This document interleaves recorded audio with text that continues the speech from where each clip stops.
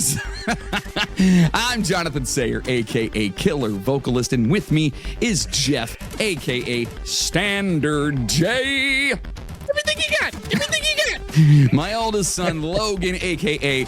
I'm over this. He's correct. And our Mexican friend who has the Chipotle flu or the chair of, I don't know what he's got, but he's dying over there over in Mexico.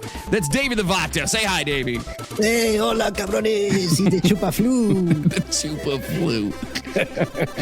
flu. Let's dive into the gaming world and everything related to it today, right here on the Generation AFK podcast.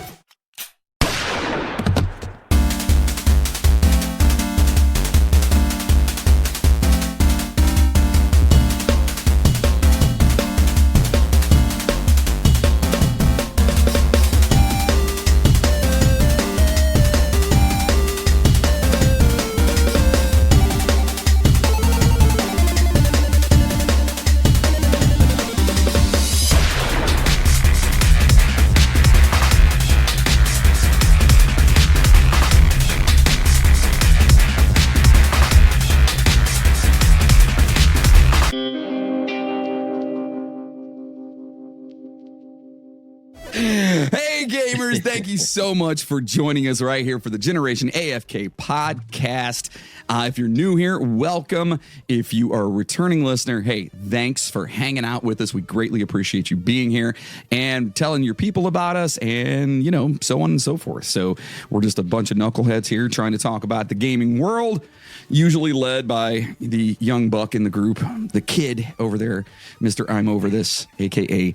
Logan, who seems, well, he definitely knows way more than I do about all this stuff, especially today, because reading over the notes, I already know I'm probably going to be sleeping in the background. So if you guys need me, this is good knowledge. Just poke me. No, I'm kidding. I'm very excited about this because just not too recently here, I actually bought a PC, like a badass banger PC, and I didn't know any of this stuff. So today's episode is going to be for anyone out there who's looking to get into building something they want to make their own, that they can, perpetually keep making bigger and better. It's great knowledge to have, Well, not only that, though, too, you could use this for a pre-build. So now you're going to understand what the most important and expensive components are hardware wise, because let me just preface the episode right now. And Logan, you'll agree with me on this. Building a PC is no longer feasible or cost efficient compared to buying a pre-built these days. Actually, it is if you have me build it and pay me to do it. That sounds way more expensive. Again, it's cheaper to buy a pre-built. There you go. Yeah. Build one. Back in the day, you used to be able to. You save a lot of money, but now times have changed. So, anyways, if that wasn't too long ago before, or you're looking to build for fun or hobby, or just because you want to build one because it's your first time, we're going to go over all the important components, what's expensive, what's the most critical part, what's not so critical, what you can kind of be cheap with, and what you can't be cheap with. Right. Mm-hmm. Yeah, like the things that are important in that. So when you're looking for it, you're not just getting like a big hunk of junk. You're not paying too much for something that you're not going to need, and that happens a lot, So we'll start talking about that. But first off, how we do it if you've been here before. Fellas, what are we playing this week? Well, to change a little bit, I've been playing Dr. Mario. Hey! What? I'm just kidding, because I've been going to the doctor. And my doctor's name is Mario, so yeah. Is it really? That's funny. Nah. Oh, my Lord. Stop stringing us along. Oh, you son of a bitch. You're hurting my feelings. Oh, my God. Twice Warcraft. I figured as much. Jeff, you're probably still on that Warcraft train. I'm about done, though. I have 16 level 70s, and if anyone knows that game, they're gonna be like, "What is wrong with this guy?" Like touch grass. Yeah, I don't know what that means. I'm about done with it. So I told you, Fortnite came out with Metallica. Yeah. And so I kind of hopped on there to check that out. I'm sure I'll be playing that a little bit for the next couple days, but I definitely want to get back into Apex. By the way, We just posted the video of our first time going in. It's hilarious. It's awesome. Don't mind the sound because John was on his controller. So when he's screaming and yelling, it gets very staticky. But you'll get the picture. Just go watch it. It's awesome. I swear I'm getting a better headset for the PS5. I have to, because that thing is. Yeah. I'm pretty sure that fell out of a 25-cent machine or something, because it's horrible. Did you see what I posted on Discord? They're integrating our Discord chat with PS5 now. I didn't see that. Yeah, so you'll be able to. We can use Discord instead of in-game chats. When is that going to happen? Discord's way better. It's soon. Oh. Just have to keep an eye on your PlayStation when you boot it up. It'll advertise it. Sweet. I'll be jumping on that real quick. Logan, what are you playing? You were just playing something earlier. Yeah, I'm getting back into Elden Ring, my guys, because on June 21st, everyone better be prepared for the new DLC that's dropping. And if you're not there, Jeff, you're square. And for those who may be new to the show, who maybe just want to listen because of the comedic aspect and because of guys having jokes, what is a DLC, Logan? A DLC is downloadable content. That's an expansion. That's buying things for your game to enhance the experience, but it's digital content you can only get through the in-game store. Man, he sells it good, huh? And there you have it. There you have Take my money. I think we got our indie studio ready. There you go. There you go. Yeah. A couple things. First of all, I just started playing Horizon. Nice. What do you think, mate? I think it's beautiful. It's awesome. I just got to where she's no longer a little girl and she just got done training with her, I'm assuming her father. At this point, I don't know because it's just weird. But it's super cool. The graphics are amazing in it. It's a very cool concept where like the creatures are all cybernetic, basically. They're all, robots. So love that part of it. And so that's what I've been playing that one. On a side note, Logan and I have started the initial concept of the card game we talked about. And I'm not going to put any more out there for it because we all need to discuss this on the outside, business-wise. But we started working on that, and it's going to be super cool. I'm very excited about it. Yeah, I'm very excited about it. So it's called Divorce Dads Limited. I mean, it's just one card, and it's got dollar signs on it. That's it. That's all it is. And they're on fire. They're on fire, right? Yes. The money's just Yes, it's all gone. It's all half the money's on fire. Yeah. So listen, also something new for our listeners out there. Do us a big favor, or do yourself a favor. Sign up for our Discord if you haven't done so yet. And you're probably like, well, what's Discord? Well, it's where we talk to everybody and everyone gets to kind of chat. You can watch us play video games. You can talk about different video games. And now you can buy merchandising. That's right. Get your Generation AFK merchandise over there right now and get a discount code in there. And I'm not going to tell you what it is. You have to sign up. And then when you sign up for our Discord. Is it up, down, down, left, right, BA, start? It should be. Damn it. Wouldn't that be awesome? That would Could you imagine have to type that out? That would suck. Like that's way too long to type out. But no, we got some really cool merch over there. And like, honestly, since we're going through Threadless, which is a really cool site that pretty much will just put our logo on anything you want. So if you want a shower curtain, it's in there. If you want a skateboard, it's in there. If you want a onesie for your new baby, it's in there. What about condoms? Yeah, condoms. Luckily, our name's really short. Just put AFK on there. Yeah, it fits. So anyway, get over there, sign up for that, and do it because that's what we do. You know what I mean? And we got merch coming up now. We're moving along. We'll put it that way. We're moving along. So today, moving on up. As we kind of prefaced earlier, and Jeff, well, all of us did, we're talking about the PC's builder's guide, I guess you'd say. So this is going to be the generation. Have a money sound effect, by the way, like a cash register.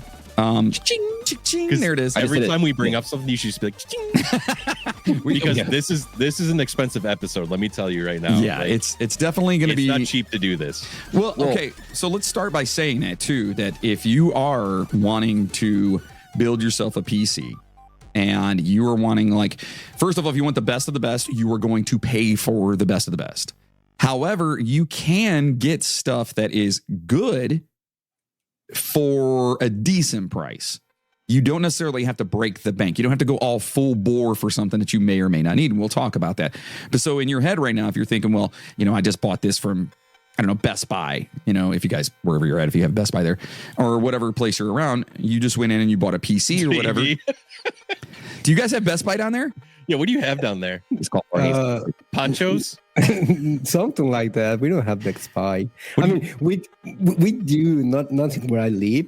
I think just in Mexico City, which is, I think it's one or just two stores. We had one pre the C word, then it just shut down. So where do you go to for PCs or like say any electronics? What's your electronics store? Well, you have Amazon, right? I mean, yeah, we do, but that's the funny part because I'm later on the show. Circuit City. No, sir, none of them.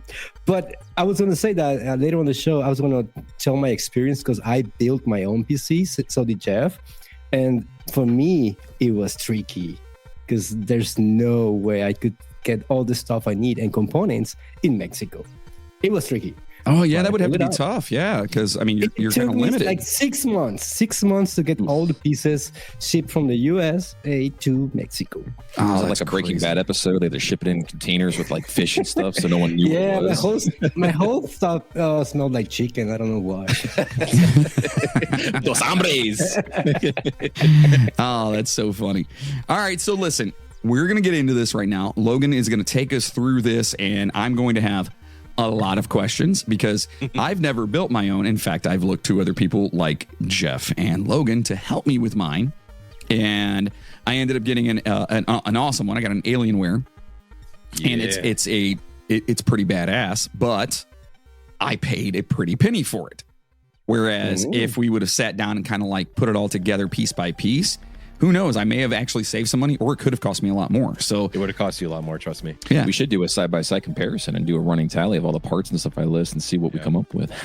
I would have to know what I have first. So I do this. I do what you're talking about, like probably once every 2 months.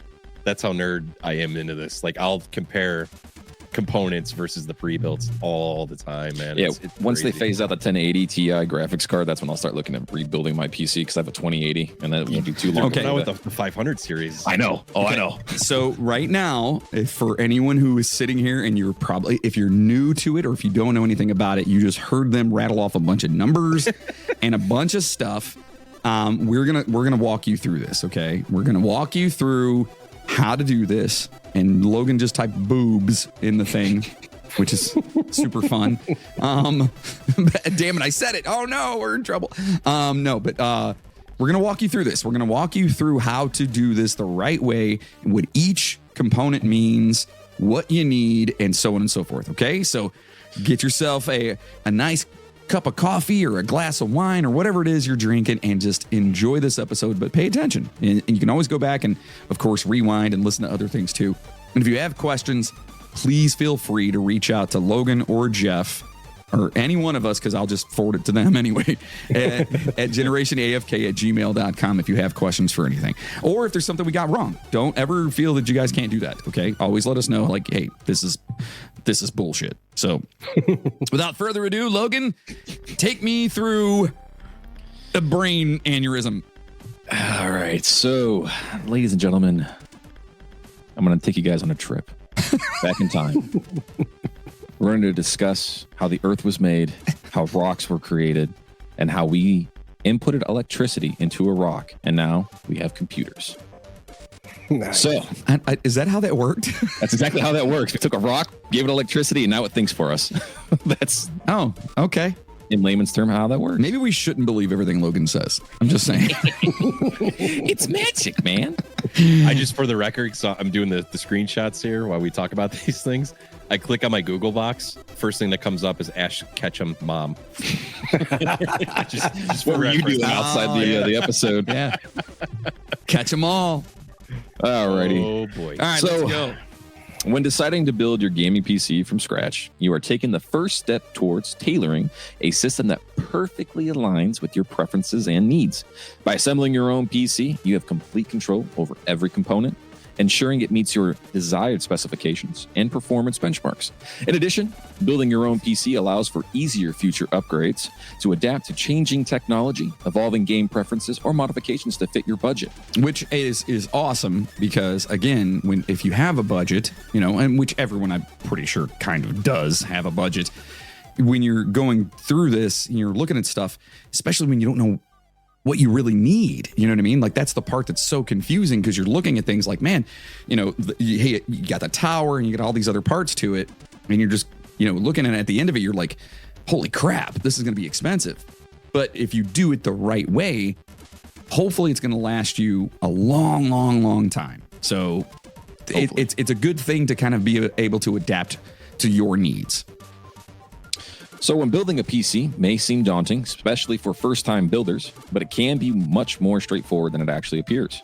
A thorough and detailed guide, like what we're about to talk about today, is going to help you walk through each step of assembling your gaming PC. We're going to talk about how you take a screwdriver and a screw, and you put it on the tip, and you take it and you put it on the board, and you screw it down clockwise.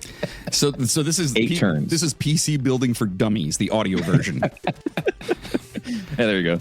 How do you make But it's a good thing. I'm looking forward to this episode. I'm not lying because I really, like, I know the basics of stuff, but I don't know enough about like actual components. Like, I know what RAM is and things like that. We'll explain a lot of that stuff as well too for those who really don't know what that is. Plus, we're going to give you guys some expert tips and tricks from, we are experienced builders, so we're going to be able to give you guys some hints and hopefully help you guys along your way. And if not, just send me your build and the money and I'll build it for you and send it back out. And listen, I'm along right now. I'm the guy who, just like some of our listeners right now, who probably have no idea what any of this is.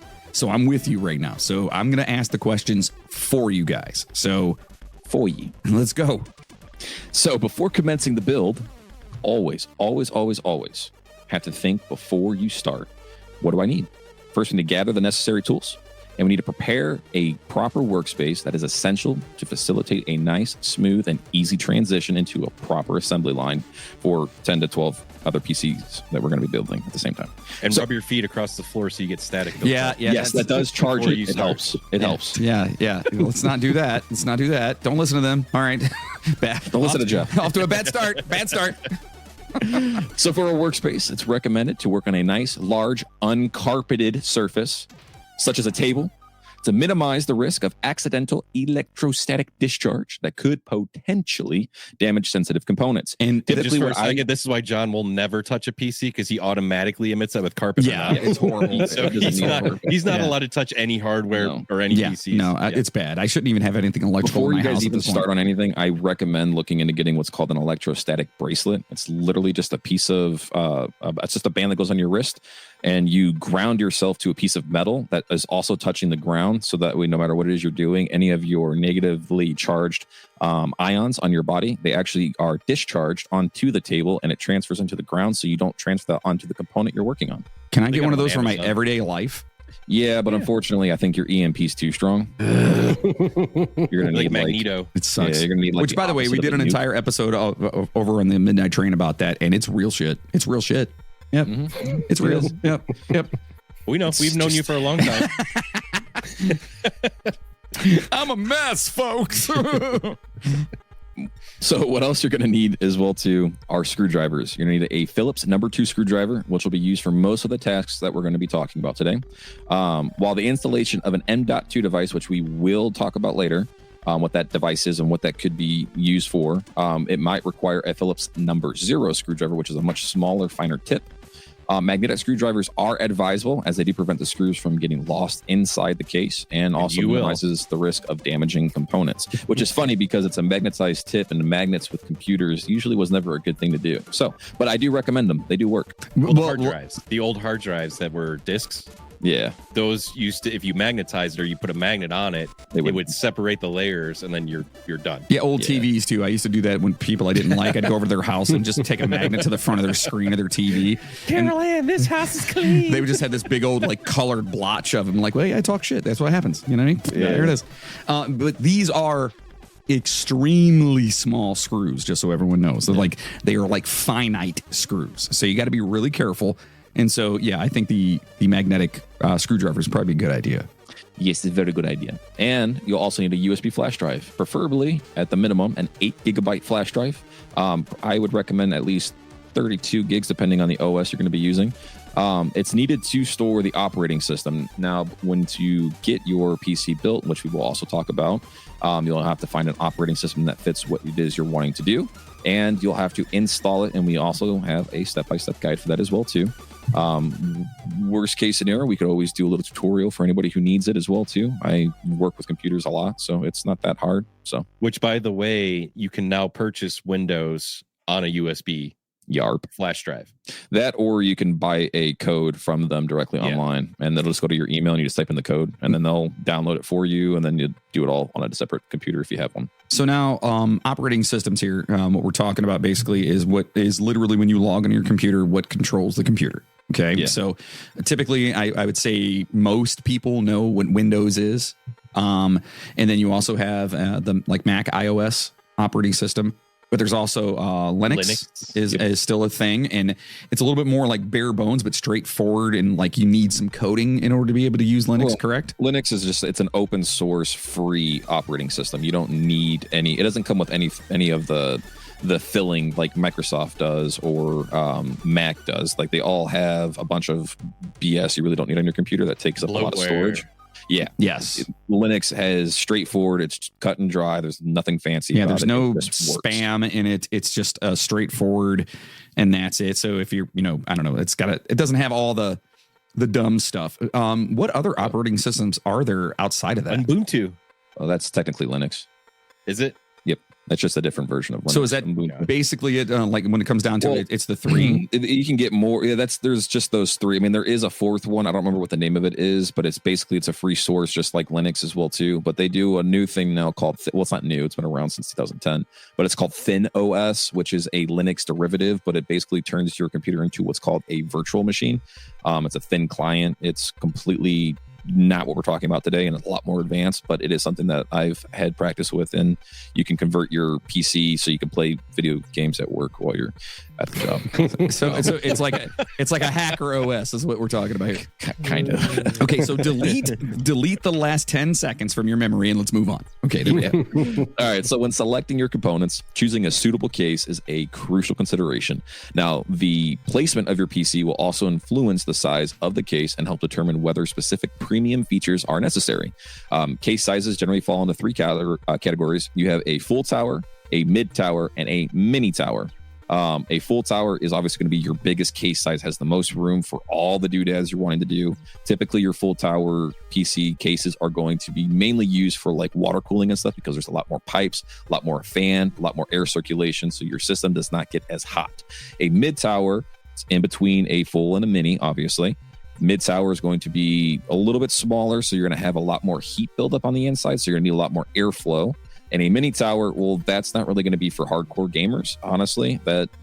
It's very space saving, but you're going to run into a lot of heat and airflow issues.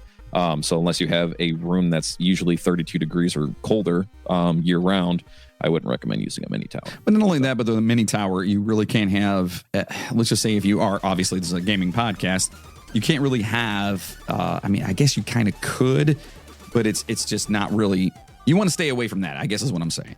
Yeah, you want to go mid tower. Video card, like, yeah, it's for all the like good video cards that you're going to need to do high end gaming with high FPS and ultra settings.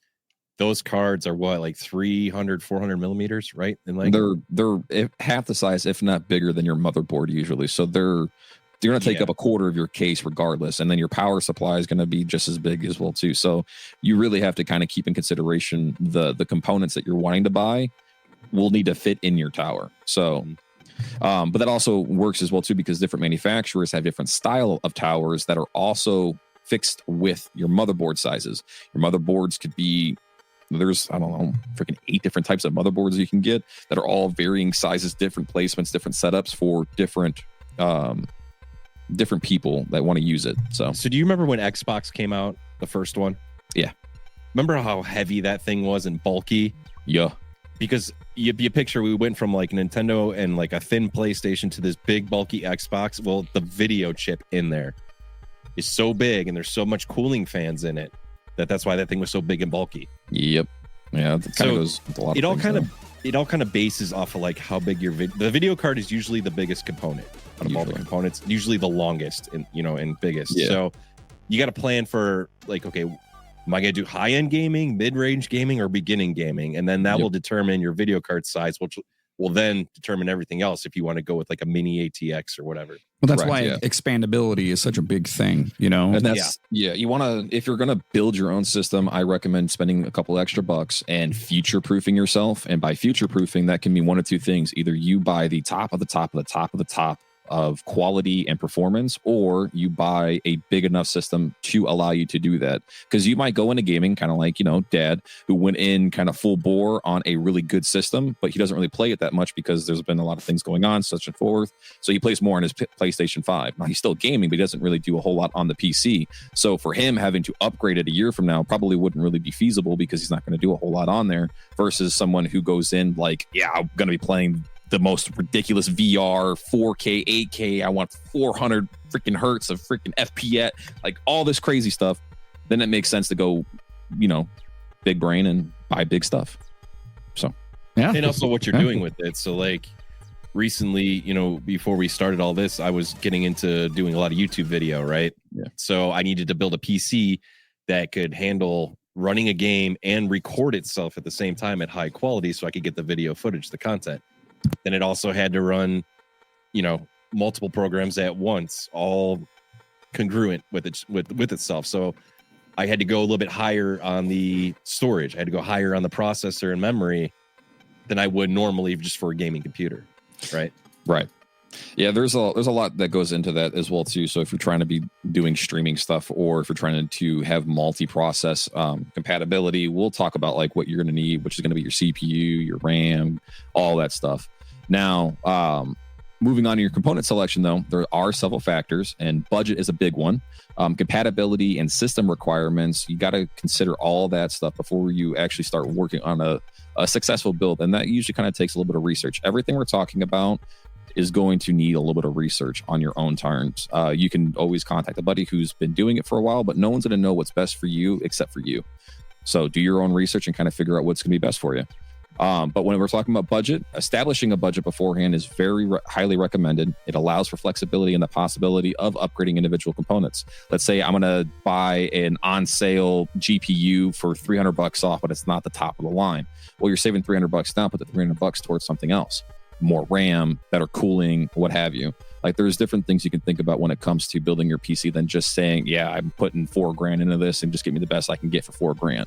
At that point, buy a pre-build and just call it a day. You know what I mean? So, but compatibility, creating a build list before making any purchases it's essential. This ensures that all components are compatible to avoid any potential issues during assembly. Now, system requirements, if the PC that's intended for specific gaming purposes, it's crucial to check the recommended system requirements for any of the intended games that you're wanting to play and plan to build accordingly. So if you're going in wanting to play GTA 6 and the minimum requirements on Steam for GTA 6 says I need to have a freaking 3080 Ti, you know what I mean? That's going to be at close to $600-800, which is a video card. Correct. Yeah, it's a graphics card. Yeah. Mm-hmm. So you need to understand that if that's the game you want to play and that's the only game you want to play, make sure your requirements are better than the minimum. Right. And you can like when it comes to Mac OS and stuff like that, like you can't really play a lot of games on that. I mean, you can, but the PC is where it kind of is that's the status quo, I guess you'd say, when it comes to gaming. Yeah, when it comes to the different types, like PC, Microsoft, Linux, those are all operating systems, but PC itself, that's going to be more for the people who want to do more. When it comes to Mac, I always kind of explain Mac was more for like graphic designers, people who just want to do a lot of really high-end, high pixel quality image alterations, photographs, videos. For work. It's for work. Yeah. It's a work thing, yeah, or a art style thing. Right. When it comes to gaming, you want PC all the way. Now, the essential components required to build a proper gaming PC includes your central processing unit or CPU, your graphics processing unit or GPU, the motherboard, which all that stuff connects to, your memory, which is also known as RAM. I could also tell you what that means, but I'm not going to because you can go It's random access memory. Yeah, there you go. Hey, someone knows their stuff, son. Which is a great Daft Punk album, by the way. Is it really? Yeah. I don't know if that's the same song or not. Anyway. And then you also have your storage as well, too, which is going to be your hard drives. And there's multiple different types of hard drives. You have disk drives, you have solid state drives, and you also have what's called an M.2 onboard storage, which is a small little microchip that gives you a lot of power. So Really? Which, by the way, you can get for your PlayStation console to upgrade your storage. They take NVMe's. Oh, wow. You can pretty much upgrade PlayStation or Xbox consoles. I think since the 360 has ports on there that you can hook up to. Actually, for that. Now that you say that, here's one right here. For PlayStations, a 1 terabyte. Oh, wow. So you can see how small it is. Didn't you get rid of your PlayStation? Yeah, I took this out though. Okay, so that's worth more than the PlayStation. So why don't you give and or sell that to me? Yeah, I can. All right, cool. But it's 1 terabyte, so it'll increase your storage up to 2 terabyte because it's 1 terabyte already on the PS5. And it's got a heat sink built into it, and like Logan said, you got a little screw, and it's really easy to do. There's YouTube videos everywhere. You pop the side and exactly. It in, and now with it having a heat sink on there, all that means is that it's transferring the heat from the main brain on the chip itself and dispersing it so it doesn't overheat itself.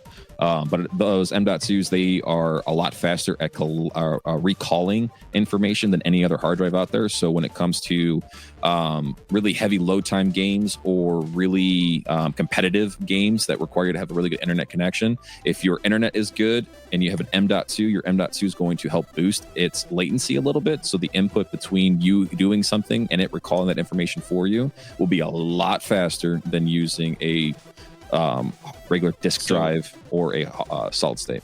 For comparison, if any of you out there kind of are familiar with like gig size or megabyte size, a regular SSD is about 6 gigabyte a second, which is pretty quick, right? Mm-hmm.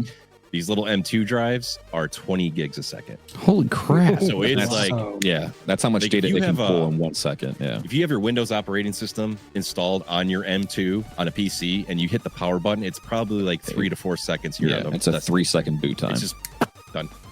Damn. It just loads. Like back in the day when you wanted to turn on, they wanted to get on your computer back when, dial-up was a thing. They didn't have SSDs or M.2s. They had disk drives. You hit the power button, you go grab yourself a drink, go to the bathroom, let the dogs out, come back, and it's still booting up. Take a vacation. Yeah. Take a vacation. Yeah. So how much does one of those M.2s, what's the price for something like that? They're pretty cheap now. They're actually relatively cheap. Yeah. You can get them under $100. Mm-hmm. I think a terabyte you can get for like $80 bucks now? $70? Yeah, it just comes down to speed ratings is all it really comes down to. There's different, like the one that Jeff was showing for the PlayStation, that was not a cheap drive. That has its own heatsink on there. It's got more cores, so it's going to give you more data recollection speeds for the entire drive versus just a standard cheap one. But it also comes on like SD cards too. SD cards are the same way. They all have different write and recall speeds. So. Right. Okay. Awesome. But moving on to the other parts that are needed for a computer, you also need your power supply unit, otherwise known as a PSU. You're going to need your system cooling, any gaming peripherals such as monitor, keyboard, mouse, headset, microphone, all that good stuff if you're wanting to talk and hang out with your buddies, and an operating system or an OS. Now, to build a powerful gaming PC, carefully considering each component's specifications, it's essential. Let's start by examining the central processing unit, or the CPU. As the brain of your PC, the CPU is crucial for running programs and tasks efficiently. When selecting a CPU for gaming, it's essential to look for specific features such as a high max turbo frequency with many cores and threads. All that means is that there's individual spots on your CPU for it to recall and store data so it can pull it faster. If you have what's called a quad core or an octa core, that just means it has 4, 5, 6, 7, and so on and so forth cores on there for your essential needs for your computer. The more cores, the faster it can recall its long-term information. Now, your RAM is going to be more of your short-term information that it's going to be pulling back and forth. So that way it's going to be like your middleman when it comes to talking to your hard drive, talking to any of your operating system needs and stuff like that. And believe it or not, like a lot of games, especially nowadays, feed more off of how many cores you have than the actual video card itself. Whereas back in the day, like the better video card you had, the better the game looked. Well, now it's kind of swapping itself, where the more cores you have and the faster speed of those cores, the better your game's going to look. Yep.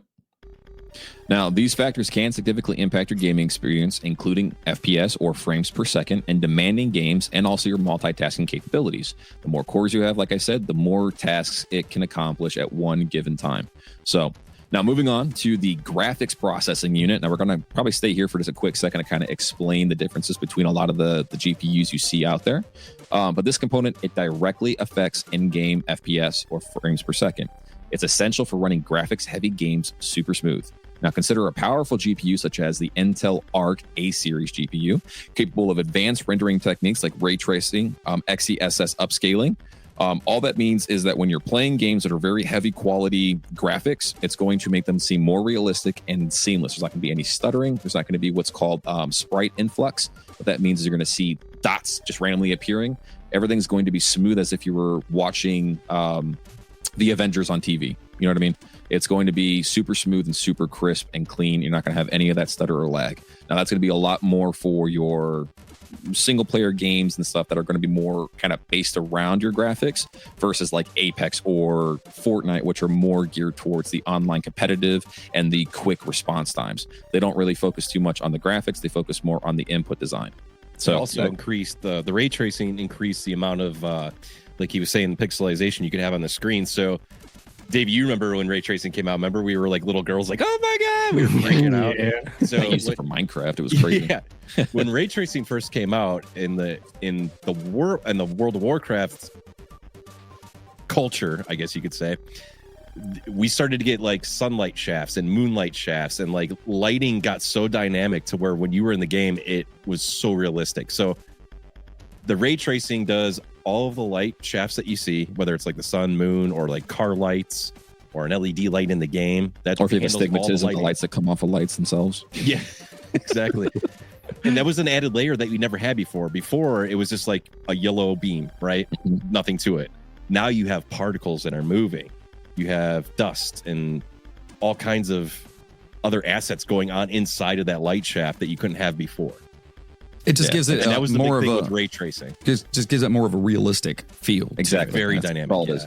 You look at a tree, you're going to see all the individual lights, beams coming through, and you can actually see the particles moving in between them. But it also comes into the individual sprites themselves moving, like the leaves on a tree. You're going to see those move and kind of work with the shadows and the lighting itself. So it blades gets of grass, like when you see blades of grass move in a game and it casts a shadow.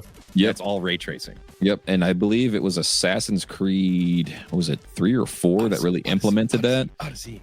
No, Odyssey had it, but I believe it was Black Flag or the one right before that, where they showed like the actual blades of grass moving with the wind coming over, and it was like one of the very first like AAA games that implemented it, and it was so huge for the market that like Far Cry got real big into it, and a bunch of other really heavy graphic design games kind of came with it as well too. It was like going from DVD to Blu-ray for nerds, dude. Yeah, exactly. Yeah, exactly what it was. Yeah, legit. Yeah. Now, researching benchmark scores and recommended system requirements for upcoming games will definitely help you choose the GPU for your gaming needs.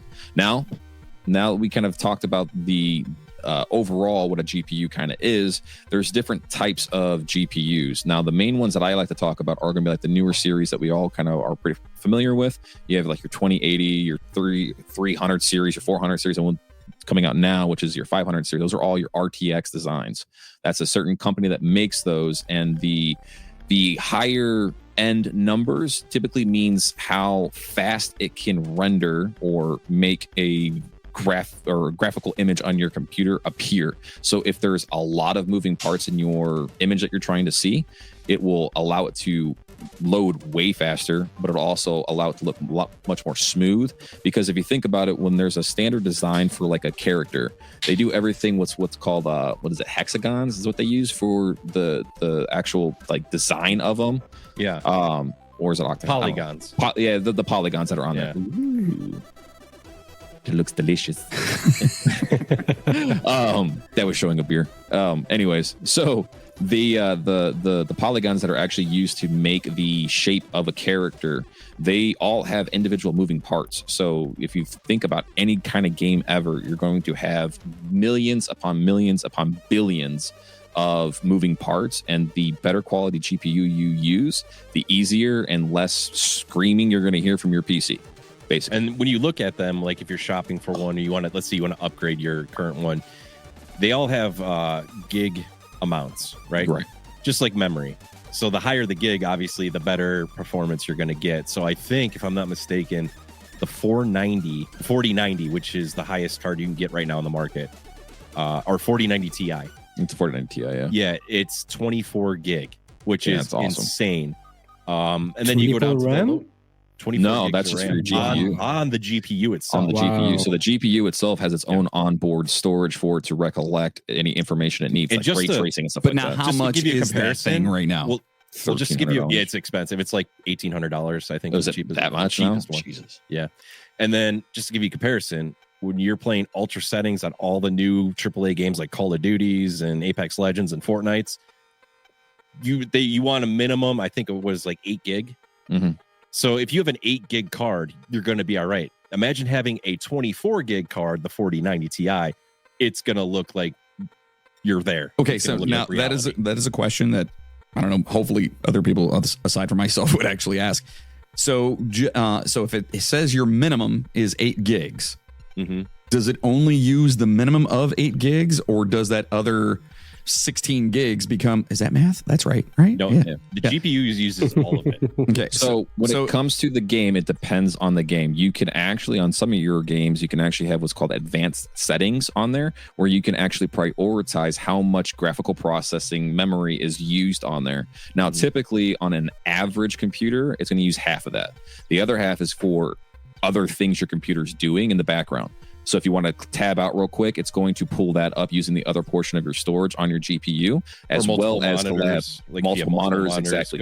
I'm sitting here with 4 monitors, and I have a 16 gig 2080 Ti in my computer right now. So it's only using probably about 6 to 8 gigs worth of the GPU itself for my gaming needs, and the rest of that's being used for everything else I'm doing: streaming, talking on chat, all the different pixels that pop up on my screen, porn, all that stuff. It's my baby. Sorry. Hey, Logan, I got a question.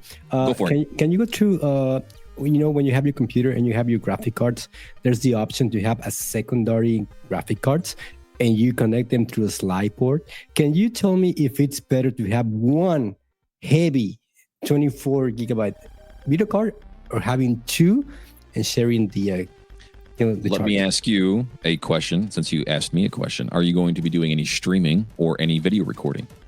Let's assume you were trying to do YouTube and stream and whatnot. I mean, you only have one computer, right? But you have the option of having one big card or 2 medium cards. For a heavy qualified streamer, I would say use 2. Just because you're going to have 2 different brains using 2 totally different processes. You can get one heavy quality one, not the maximum rated if you don't want it, because you probably don't have room in your computer for it. You get one maximum rated GPU, and then you get a secondary GPU that is used for your streaming purposes only. And that is a dedicated GPU. And you can actually use nowadays what's called a capture card, and that will actually do a lot of your on-screen video recording for you. And that kind of takes place as the secondary template for your GPUs. So that's an idea or an option.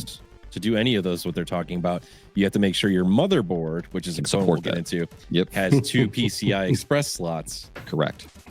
Now, you can have more than that, but typically your average motherboards, you only really going to have one, what's called the PCIe Express port. That is just where your GPU clicks into and talks to the motherboard, which also talks to all the other components on your motherboard itself. Now, speaking of motherboards, let's talk about motherboards. Well, before we do that, so let's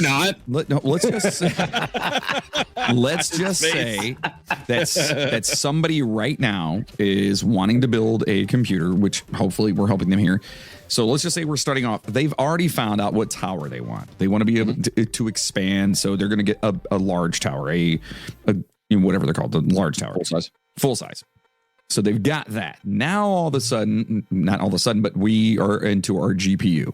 Mm-hmm. We just talked about that the Arc A series GPU or whatever is like $1,800. What right now that runs most games, what would you recommend for GPU wise that people like it's going to work for them without breaking the bank? They say, like, I was looking at IGN and a couple other sites, and they say in general a 4060 for the new series. If you're going to buy a new 400 or 4 generation, the 4060 minimum is probably going to be your best bet for like mid to somewhat high settings. Yeah.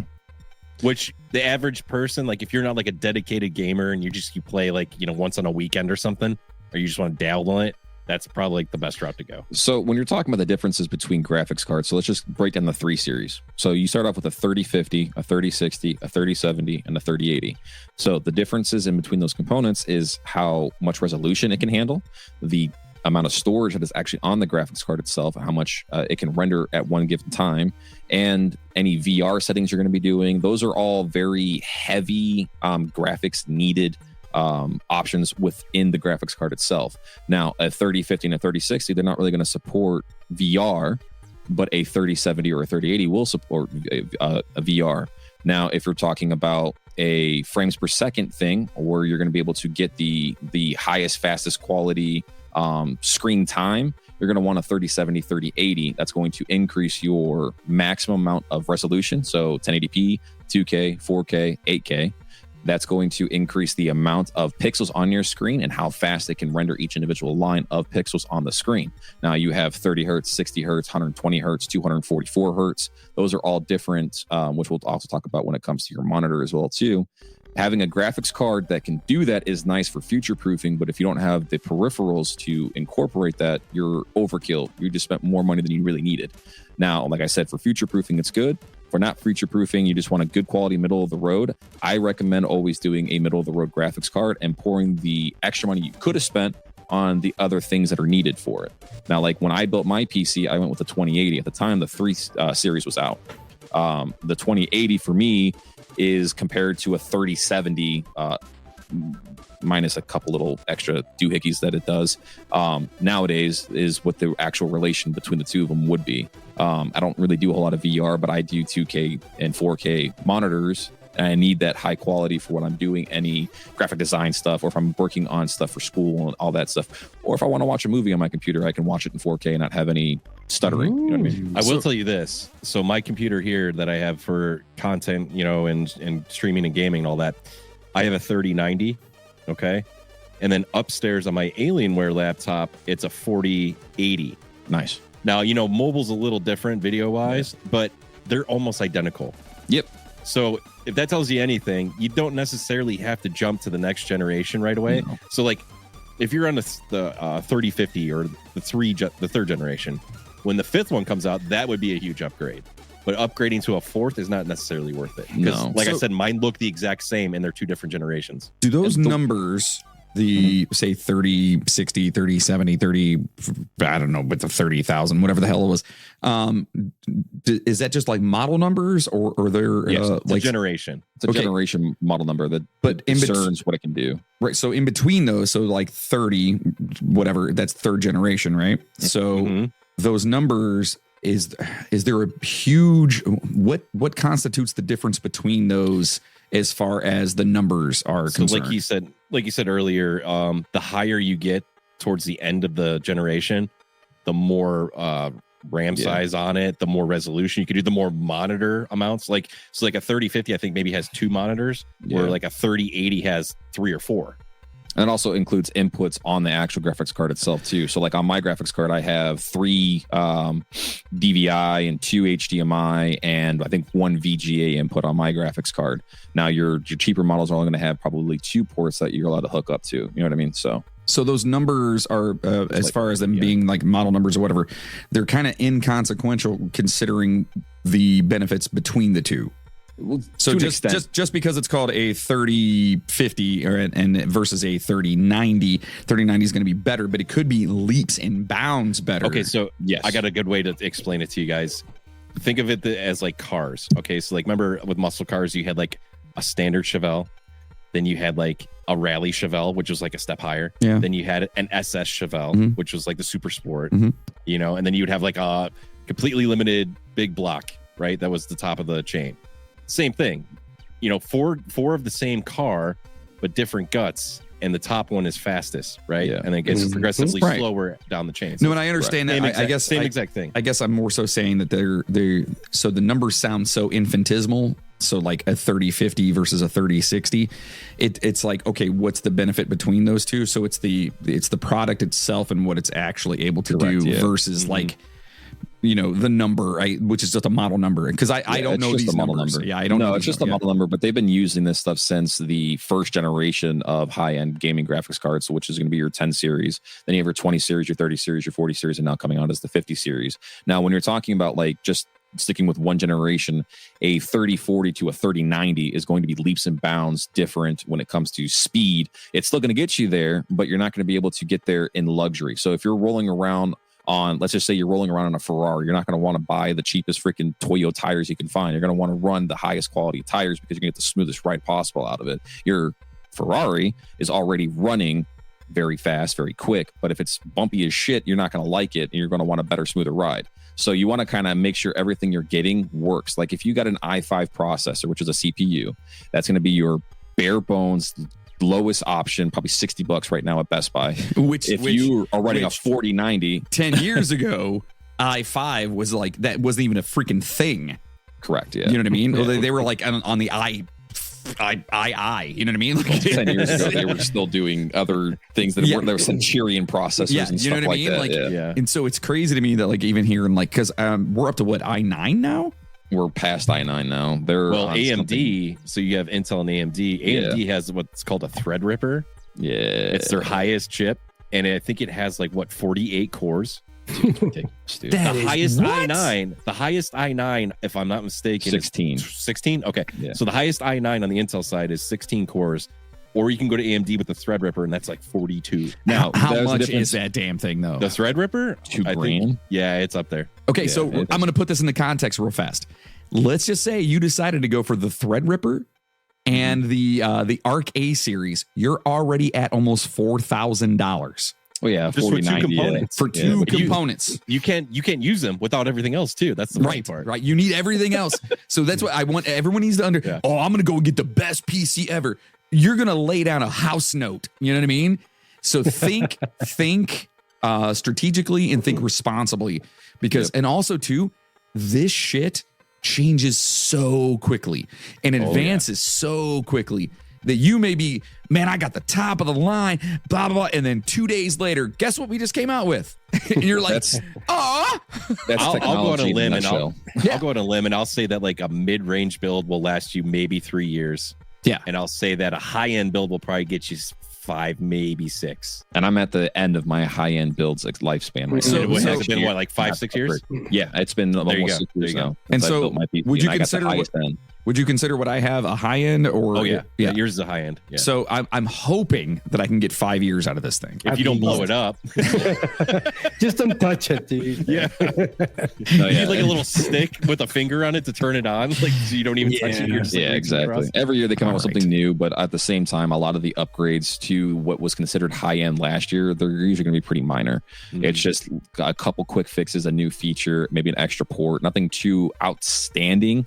Now, if you're talking 4 or 5 years down the line, you are going to be leaps and bounds. It's like freaking riding to the moon on the very first shuttle versus what we can do now, where you're just flying around in space, just enjoying life. Oh, yeah. You know it's like phone models. When the iPhone comes out every year, it's slightly better. It's not like leaps and bounds better, but it's slightly better. It's like that, but then eventually years go by and you're many of those slightly better behind. You know what I mean? Okay, but with iPhones though, go ahead, Davey.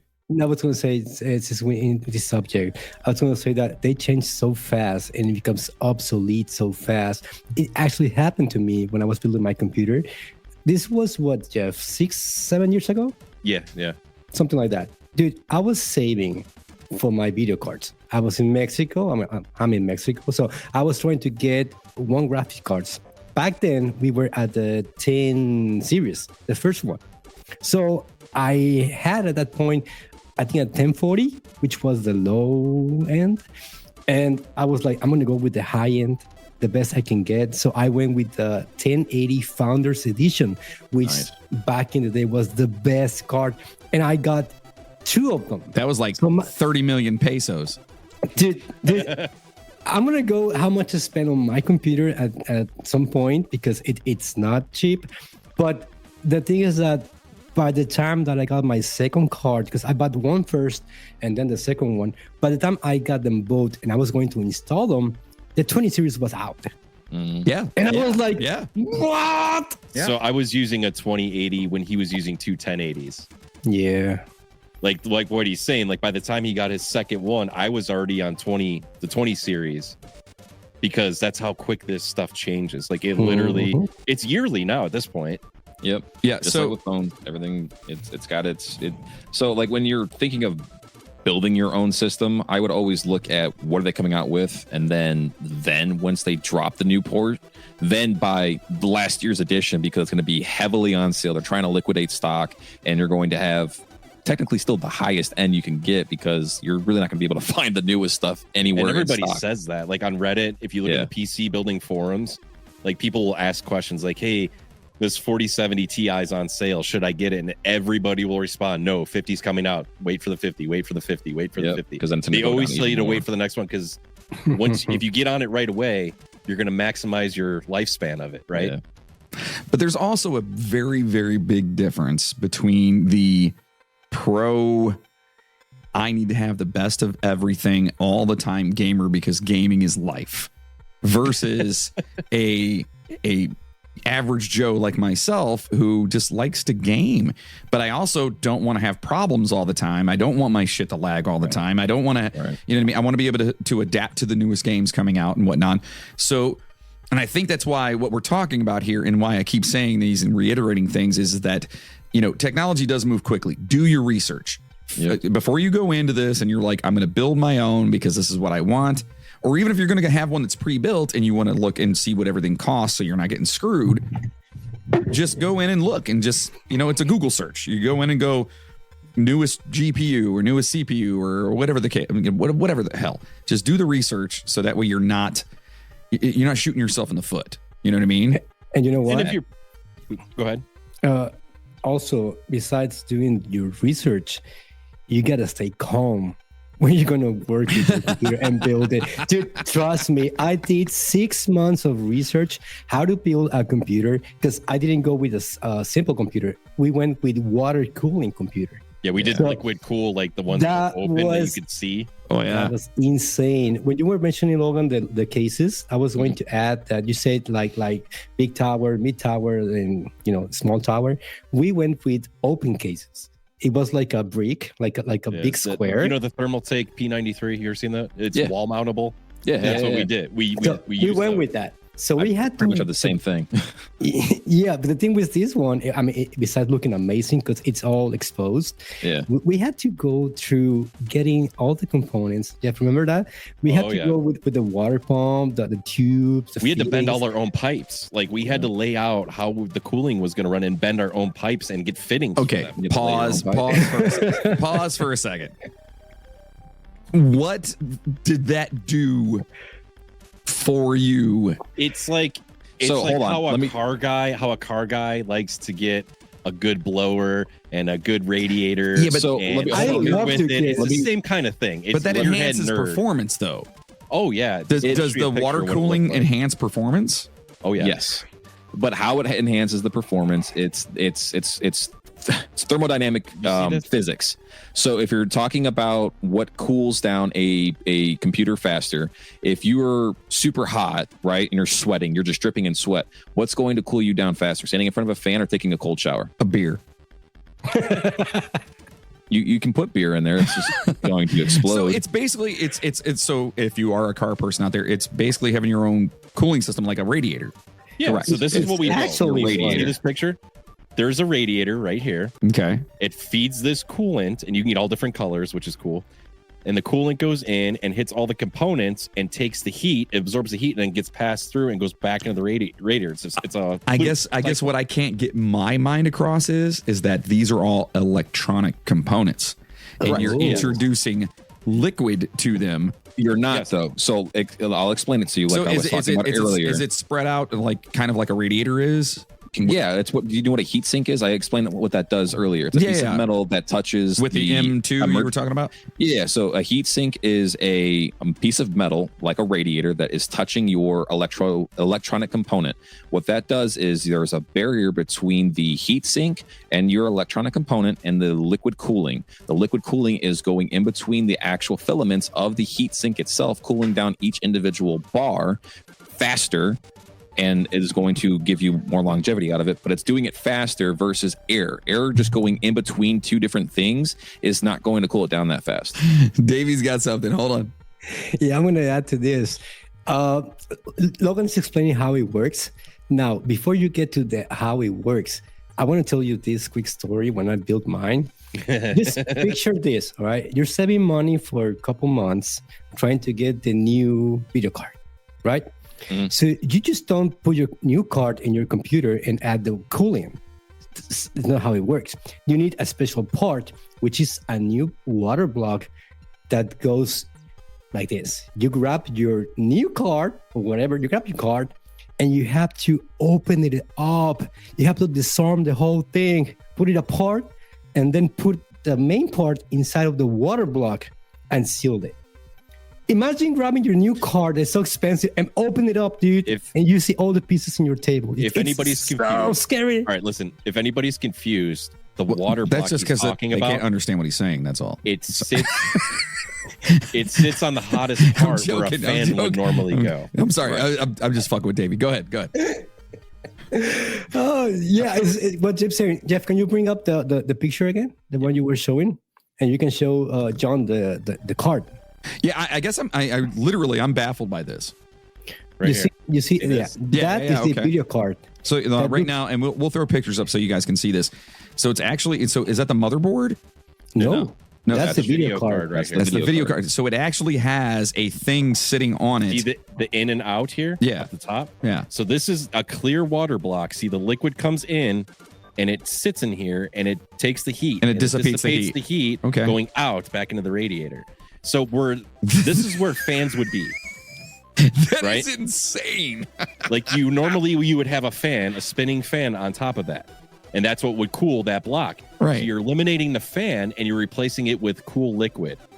That is crazy. They do that. Mm-hmm. Oh yeah. We did it. It was insane, man. Dude, I remember the one Alienware you had, Jeff, that was just it looked like a piece of artwork. It was insane.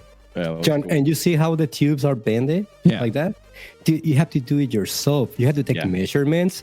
You have to say, okay, I got my water reservoir. It's going to come from out of the water pump. It's going to go into my graphics card. In my case, it was like this. Water pump goes into first card, then second card, then it goes up into my CPU, then it goes out of the CPU, goes into the radiator. And then I had this big, large radiator with the 4 fans that would cool the liquid and then go back into the pump. It's a spectacular show to watch. That is insane. Mm-hmm. That is insane. And I've heard of water cooled. I've heard of it. Now, do they use is it just water or is it? No, it's like like antifreeze. It's kind of like that, but you get any color. And Davey had black light reflective. Yeah. So his was like clear, but if you turned on LED lights, like our blue lights, it would react to it. Mine was all yellow because I did a Wolverine theme on mine. Yeah. So I had like Wolverine stickers on it, and then mine was all Wolverine yellow, and all my connectors were blue. Okay. For the X-Men. So first of all, how much did that cost you, Jeff? Let's go US dollars first. Okay, at that time, to get all the components, and then mind you, we had to bend the pipes. So the pipes are PTG. We had to get these special heat guns to bend it. And tools. The fittings are not cheap. Total, give me just a ballpark estimate. I want to say I probably spent like $2,400 to $2,700. I'm glad you said 100 after that. Holy shit. All right. So, and this is back when? This was what, Davey? Like 7 years ago. No, it was longer than that, wasn't it? No, I think it's 7. Was it? Yeah. Okay, so now Davey. Yeah, you're right. You're right. Because I was in my house and yep, you're right. What did you spend on yours? And please give me the Mexican value of this. Oh God. Well, I'm gonna tell you this. If Jeff spent like $3,000 on his, I went double on that, dude. Yeah, he did for sure. Oh my God. He did. He got like, so like I got the high end, or not the high end. I got the high mid range. Davey got like the highest of the high. To the point where the 3060 graphic card was out, the top notch thing, and my computer with two 1080s could run any game on Ultra.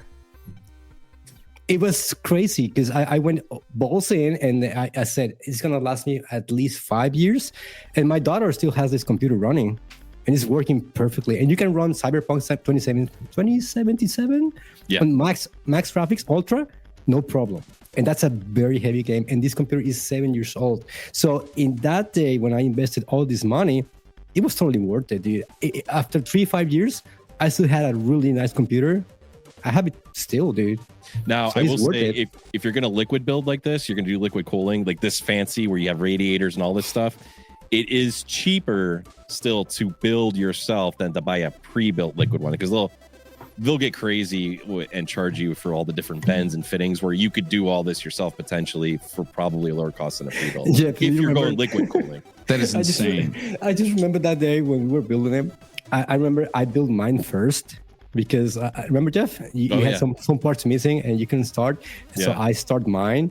And when I was building mine, I built mine in 1 day. It took 6 months to get all the parts, but I built mine in 1 day. And I was so excited. I thought it was hard, but at the same time, it was easy, except for the parts where you had to like plug all the cables. That was really nasty. But it was wild. Yeah, it was crazy, dude. But I remember Jeff when he built his. He was like, I mean, correct me if I'm wrong, Jeff. You were like, I'm not doing this again. Oh, dude, I can't. I had to buy extra PETG pipes because I would measure wrong. Too short. And then I had where I would be putting the fittings in and they wouldn't fit for some reason. And you had leaks, remember? You don't want leaks, right? That's the worst thing that could ever go wrong is having a leak. So yeah, man, I had to start over many times and like remeasure things and recut things. So I went through, it took me a lot longer.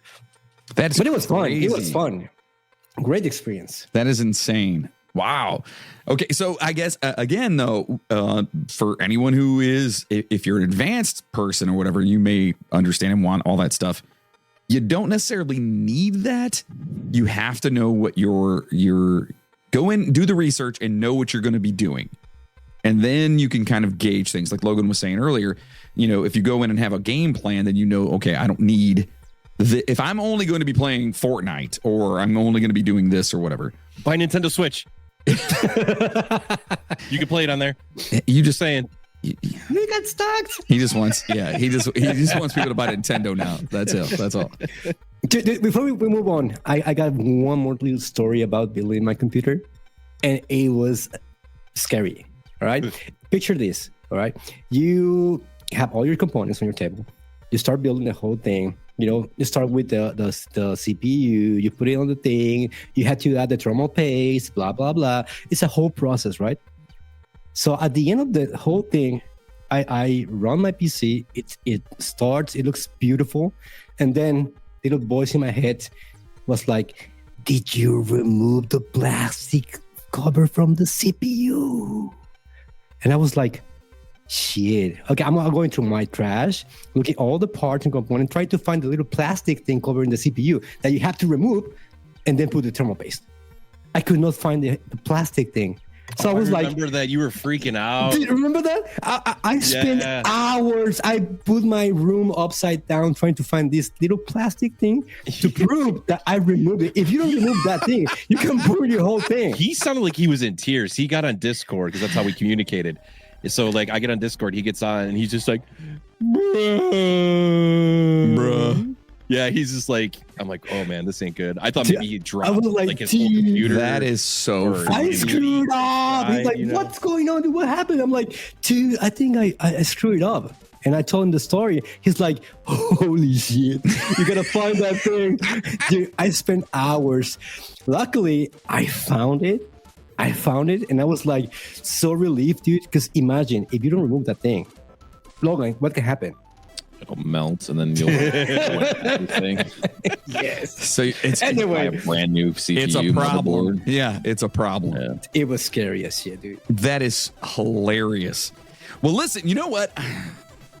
This is going to be a lot more content than what we thought it was going to be off this. It's a slow digest. It's a little at a time. But no, I love it because I'm learning. Truthfully, I am, and because I don't know anything about this stuff, so I am learning about this stuff and trying to figure out, you know, because to me, if you're learning, Dad, what's ray tracing? Huh? What's ray tracing? He's got it. That is where, like, instead of just having like a single beam or whatever, you actually have particle movements and light movements and stuff. You're learning. All right. Just like the leaves and the trees and whatnot to make it look more realistic. There we go. I got you, buddy. Listen, I told you, I'm so involved in this right now where I'm like, I don't want to get screwed over again. Doesn't want to lose the quiz at the end of the episode. Yeah.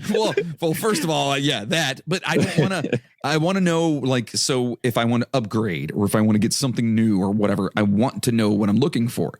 I don't want to, go to you guys because when I was looking for my new PC, I was talking to both of you and Logan and Jeff. And you both were kind of giving me different opinions on things. Well, everybody's got their own. Correct. And that's you got to remember, Logan's been doing this forever. I've been doing this forever. Right. So, but everyone has their own. For me, he knows what works for him. So you really can't go wrong. That's why I said at the very beginning of the episode, you can ask, you can do all the research you want, but no one's going to know what's best for you except for you. Except for you. Yes. And just so reiterating with the whole EMP thing. So I also got this really badass monitor when I bought my new computer, and I'd say 12 hours after having it, it shit out. Yeah, it did. I had to send it back it once too many times. Get a new one. Oh, that's fun. Yes, I'm a human EMP. Anyway, so we are going to continue this, and this might end up being a 8-parter, at least 3-parter, a season. This is season 1 right here. Yeah, it could be. This is a season. It could be an entire season itself, but it's cool because it's a lot. It is a lot of information. It's a ton of information. Small feed. Yeah. So we want everyone out there. We want you guys to realize that I'm learning as we go, but also we want you guys to make the best decisions when you build your own PC. And by the time we're done with this, we want you to feel comfortable enough to build your own PC. Just remember, don't hold us responsible. Or buy a pre-built and understand what you're getting for your dollar. Now, I will give a small story about buying a pre-build. There is a thing called manufacturer flaws in a PC build. So I spent $3,000 on a pre-built when the 2 series came out. Did you say 2? Yeah, the 2 season. He's getting emotional about this story. Yeah. So I bought this PC for close to $3,000. It was an HP Omen. Now, HP has a phenomenal style build when it comes to their PCs. That's the laptop you have as well, right? It is. Yeah. Now, the weird part when it comes to the desktops is their graphics cards are proprietary. They make their own using the same RTX coding or whatever the hell you want to call it for the actual graphics card. But what they design it for is for speed and performance. They forget it overheats. And when you put an enclosed capsule over a hot piece of metal and have one fan on the bottom, it explodes. Yeah. And mine exploded after having it for a week. Wow. And I had to take it back and return it. And thankfully, Best Buy had a already pre-returned HP Omen. So I got it for $1,000. Well, actually, I got it for $1,500 off. I took every single part out of that and built my own PC. Nice. Davey, Best Buy is a place where you can go and buy electronics here in the United States. For the Best Buy with the best guys. Can I want to add something for the listeners out there. Yeah. If you took this episode in and you're like, okay, I kind of get a little bit, I understand, and you want to start like looking around and doing some research, you can't wait for the next episode. Was GPUs so far, so that's fine. We still got 9 parts to go. Yeah, we're getting there. We're getting there. So I want to bring something up. So if you go to a site called microcenter.com, now they're a store that's shut up. I hate you. Yeah. Okay. If you go to a store called Micro Center, if you live in the United States, I hate you. If you're on this side of the wall, a-hole, there's a store called Micro Center. Anyways, it's like a computer heaven for nerds, right? They have everything. You could go on their site and they have a builder, and you click on the builder, and it has all the components that they provide in the store and prices. And prices. and you start off piece by piece, and it will tell you what's compatible with those pieces and what you need for that wattage and so on. So you can kind of tinker with building your own PC and get a price at the end. And if you want to go buy it, you can go to the store and buy it. And they'll put it all in a cart and they'll have it waiting for you to pick up. They'll also build it for you for, I think, an extra $100. They'll put it together for you, so you can pick it up already ready to go. Okay, and I charge less. So. The reason why I was laughing, I have to ask why you got upset with this. I see your face like, what's going on? Yeah, dude, I won't like that because it took me 6 months to get all the pieces. And Jeff, one day he's like, "Be right back." I'm like, "Where are you going?" "I'm gonna get my new computer parts." He goes out. 3 hours later, he comes from Micro Center with everything. Half the price.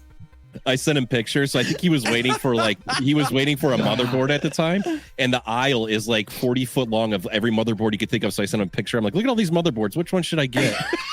And I couldn't get one to save my freaking life. Dude, that's messed up. That is messed up.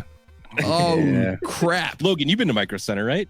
I lived there for quite a while. Isn't it awesome? Isn't it great? You walk in and it's just like... It's like Costco, but it's all computer parts. Jeff, tell them the story when you were in the line to pay all your stuff and about the little kid. I'm trying to remember. What was Dude, remember you had your card with all the pieces in it, and then this little kid was looking at you like, "You're a millionaire." Yeah. Remember that? Yeah. And then I was like, "Nope," and I pulled out my credit card and I swipe. Dude, Jeff had his card with paying on this for a while. Everything, all the pieces of components. Well, I bought every component. I knew what I wanted, so I went in 3 hours. Component in one shopping cart in 3 hours. While he waited 6 months to get his. So shut up. Yeah. So what we've learned is if you want to build your own computer, don't live in Mexico. Don't move to Mexico. Don't move to Mexico. Yes, that's it. So you're going to hear it first, folks. We are going to continue this in the next episode, and let's just make sure we know where we left off here because we were talking about GPUs. We didn't get too far. So it's going to be good. How the whole series is going to go because there's so many more stories. Well, I mean, it's also, it's just the fact that, there's a lot to it. You guys have been doing this for a long time. I've been involved in a long time, but still want to know more. So that's all there is to that. So now, in the meantime, I do have to say, Logan, great job on all of this. This is definitely on top of, Pokemon. You definitely know about computers. So that's I work with them very all salesman-like. Yeah. You're so smart. You should get into sales, Logan. Oh, I did for a very long time. I will never. You can tell you're good at it. You're good at it. Very good. Now there is something instead of the news today that I guess it's kind of news related, right? That Jeff, you were very adamant about us talking about, right? Yes. And before I hit the button, what is it? It's the Summer Games Fest 2024.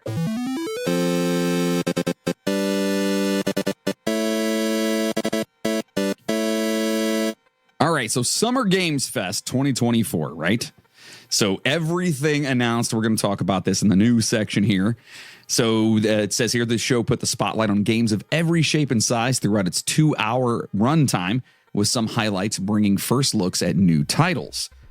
First and foremost, we have Lego Horizon Adventures, which is coming to PlayStation 5. Now, has anyone played this or know anything about this?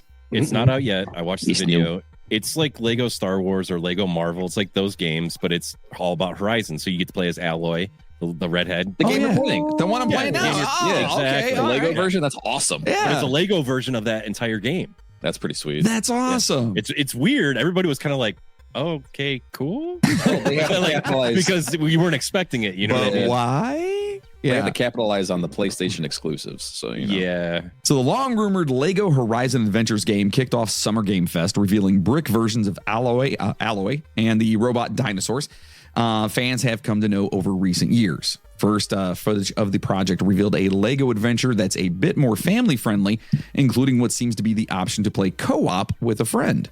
The footage also teases customization options to enjoy when LEGO Horizon Adventures comes to PC via Steam and the Epic Games Store, Nintendo Switch, and PS5 this holiday season. So that's cool, which is kind of weird that I just started playing it and now all of a sudden they got a LEGO thing going on. Well, it's one of their most popular exclusive games. Listen, someone's living inside my brain, dude. Somebody's in there right now. They have to be. Just, I start playing Horizon and now they got a LEGO really version. Good. Yeah. Yes. All right, so next we have the Quidditch Champions launches this year, which I'm going to assume that's Harry Potter, right? Yes, it is. So Harry Potter fans looking for something to tide them over after the release of Hogwarts Legacy last year can finally look forward to Harry Potter Quidditch. Is it Quidditch? That's right? Quidditch. Logan, this is Rocket League for Harry Potter fans. Oh, I know. They had this game back on PlayStation 2, and it was awesome. And now that they're actually coming out with better graphics and better physics engines, kind of utilizing the Rocket League engine, it's going to be even better. So it's going to be, PC via the Epic Games Store and Steam, Nintendo Switch, PlayStation, and Xbox on September 3rd this year. Then right around the corner. No More Room in Hell early access arrives this Halloween. This is awesome. I've never heard of this one. No More Room in Hell 2 is bringing its first-person shooter zombie gameplay to early access this Halloween. Gameplay for the gory action. This sounds right up my alley. Dude, this is State of Decay, but first person, basically. What? Yeah, it's like a first-person State of Decay. Dude, have you guys ever played Killing Floor? Oh, yeah, I played that. Dude, Killing Floor 2 is just a smaller version of what this is. Right. And Demon Hunter made some songs for that, Dad. What? Yeah, dude. What's it called? Killing? Can you guys please just let me know the games I should be playing? I've already told you, you're like 300 games behind, my dude. But God bless it. Anyway, so let's see. Gameplay for the gory action title revealed brutal combat and gruesome enemies that will stop at nothing to take you down. The trailer, which also highlighted dismemberment mechanics and a handful of weapons, also teased 8-player co-op. Oh, dude. Damn. And a world of plenty of replayability. We have got to play this. Oh, yeah. And this is one of those games where if you get really skillful at it, you can shoot limbs off. Like, so if zombies are coming at us, you could snipe a leg out and the zombie falls and just has to crawl to you. Listen, to all my peoples out there who played Dead Space 1, 2, and 3, we already ready for this game, bro. We ready. Don't worry about nothing. Man. Wait, is that another game I got to play? Oh, dude, you don't know nothing about Dead Space. Damn it. I don't know nothing about any of this shit. Anyway. All right. Next up, Star Wars Outlaws teaser trailer reveals more gameplay. Hey, everyone's favorite Ubisoft. Ubi shit. Yeah, first crack at an open world Star Wars game. Star Wars Outlaws warped into Summer Game Fest 2024 to show players a new swashbuckling gameplay trailer. Quick cuts of the scoundrel-centered sci-fi game showed off locations both old and new as protagonist Kay Vess made her way through and around the Empire. We'll learn more about the upcoming Ubisoft Forward or Ubisoft The Sinking Skull and Bone Ship. Wait, what was that in the notes? What, one more time. What was that? I need to hear what you said there. It says, we'll learn, hold on, let me get my voice in here. We'll learn more about the upcoming Ubisoft Forward or Ubisoft The Sinking Skull and Bone Ship. But until then, Star Wars Outlaws is expected to launch on August 30th. I wonder who did these notes. When does it launch? August 30th. Davey, it's $130 if you want to play it, by the way. That is ridiculous. Okay, before we go into the price of games, I just want to just preface one small, quick little thing that has irked the living piss out of me. Yes. There is this amazing game called League of Legends. There is an amazing community with League of Legends. There's an amazing esports competition for League of Legends where the stakes are $1 million winner takes all. Every year, there's an entire team-based strategy for League of Legends. We know people that actually coach a League of Legends team for colleges. So they've unfortunately never been to the finals. But anyways, so what I'm saying is there's an amazing mid-lane person who solely lives in the middle of the game. That is his lane. That's all he does. He's my boy. His name is Faker. League of Legends, Riot, decided to come out with a Faker package. It is $500, and you buy it, you get 2 champion skins, a shit ton of chromas, and a signed digital card by Faker himself. but it will cost you $500 for a free game. I didn't know where he was going. I didn't know if you were like, and I'm totally getting it. Or no, I played with somebody who bought it. What? I played against them, and they were dog shit. I shit all down their throats, and they had to pay $500 fucking for the shit. Get the fuck out of here, man. I mean, in all fairness, Davey and I have spent way more than that on Warcraft. Oh, I've spent collectively more than that in that League of Legends game, but I will never drop $500 for 2 freaking skins and a signed card by my boy Faker. I love you, dude. Don't worry about it. All right. Wow. So much intensity. Next up, off my chest. Sid Meier's Civilization 7 is coming to consoles in 2025. Developer I love these games. Firaxis Games and 2K announced that its long-awaited strategy game, Sid Meier's Civilization 7, is coming to PC and consoles in 2025. The project's reveal trailer understandably didn't show off any gameplay yet, but it did give fans an atmospheric trailer to give them waiting, or to keep them waiting for a few months. Come August, okay, Firaxis, I guess that's what it's called, right? Firaxis? Yeah. Will host a gameplay showcase, meaning players don't have much longer to wait before learning more.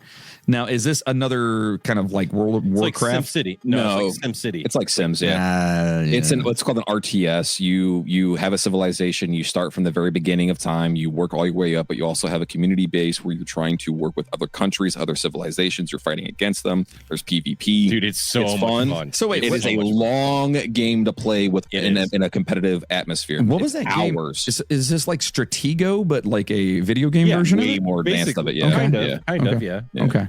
Way more advanced. For Logan, we have Dragon Ball Sparking. Oh yeah, I heard about that. Yeah, I saw the fight scene for it. Yeah, it looks awesome. It's called Sparking Zero, release date set for October.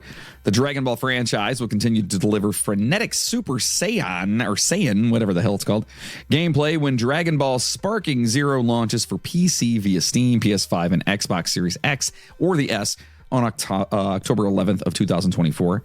Our latest look at the game here. The anime spin-off game revealed destructive gameplay for iconic characters like Goku, Frieza, Boo, Vegeta. Yeah, have me pronounce these names. That's great. It's Vegeta. No, it's Vagina. You're a vagina. And more. The footage also promised 6 early character unlocks for those who pre-order their copy, including another mystery fighter to play as. Ooh. It's Trunks. Dude, that'd be amazing. I don't know. Or Piccolo. No, it's got to be Trunks. They're bringing him back. Yeah, I'm telling you, that's what it's going to be. So next Calling it now, listeners. We have Batman Arkham Shadow. Oh, such a disappointment. The trailer introduces players to VR Gotham City. Mm-hmm. So the MetaQuest 3 exclusive Batman Arkham Shadow finally stepped out of the darkness to give DC fans a better look at its younger Batman and the new threats he faces. This meme, he's got an Oculus on, he's on the PlayStation controller. So dumb. The new footage of the VR spin-off game arrived during Summer Game Fest, revealing a cinematic look at Bruce Wayne that might seem a bit familiar to Arkham fans. Its trailer, which sets up the Rat King as its main villain, also packs in a few Easter eggs for those looking for nods to the rest of Gotham's criminals. Look at the VR set on his head. Dude, when this was announced a while ago, so it's not really new for the Summerfest. But when it was first announced, there's so many reaction videos on TikTok and Instagram and YouTube that are hilarious because this was like a very beloved game. Like this whole series is high regarded, it's high rated. It's one of the best series, and it spun off all the other ones. But anyways, now, is this with the Arkham Asylum or whatever it is? Like, Is that part of it? That's the franchise, yeah. Okay, I just started playing that. They're so much fun. And when they announced this, everybody got all hyped. They're like, oh my God. And then when it said VR, everyone's like, no. Everybody just like lost their shit. I believe there was a lot more curse words that were said. Yeah. Yeah. What the beep, beep, beep. Yeah, I see that. Next up, we have Street Fighter 6 is getting a Fatal Fury crossover. Ooh, really? Yeah, so more Street Fighter 6 content is on its way, as Capcom is promising to deliver 4 new characters with a Season 2. The upcoming season promises to be one of the classic fighting games' busiest yet, as the new roster includes a crossover with Fatal Fury that will see fighters Terry and Mai joining the battle. Also on the way are classic Street Fighter characters M. Bison, who seems to be sporting a new look, and Elena. The content will roll out throughout the remainder of the year. That sounds exciting. Street Fighter 6 looks awesome. Dude, I have it. It's amazing. Yeah, I got to get It's really good. Yeah. Yeah. Next, you guys know who Blumhouse is, right? Yeah. They basically make all the gory horror movies nowadays. Like all of them. Are they bad ones, like the bad ones or the good ones? I guess that's all relative. Yeah. Well, I don't know. I think they do good ones. I like Blumhouse. Because I think A24, is that who it is? A24 makes some crazy movies. They did Midsommar and what was the one with the daughter where her head gets Hereditary? chopped off? Hereditary. You didn't like any of those? No, Jeff, I did not. Those were pretty good. I did not like those. Wait, you didn't like those? No. Sorry. Very emphatic about my horror movies, and those were just so contrived.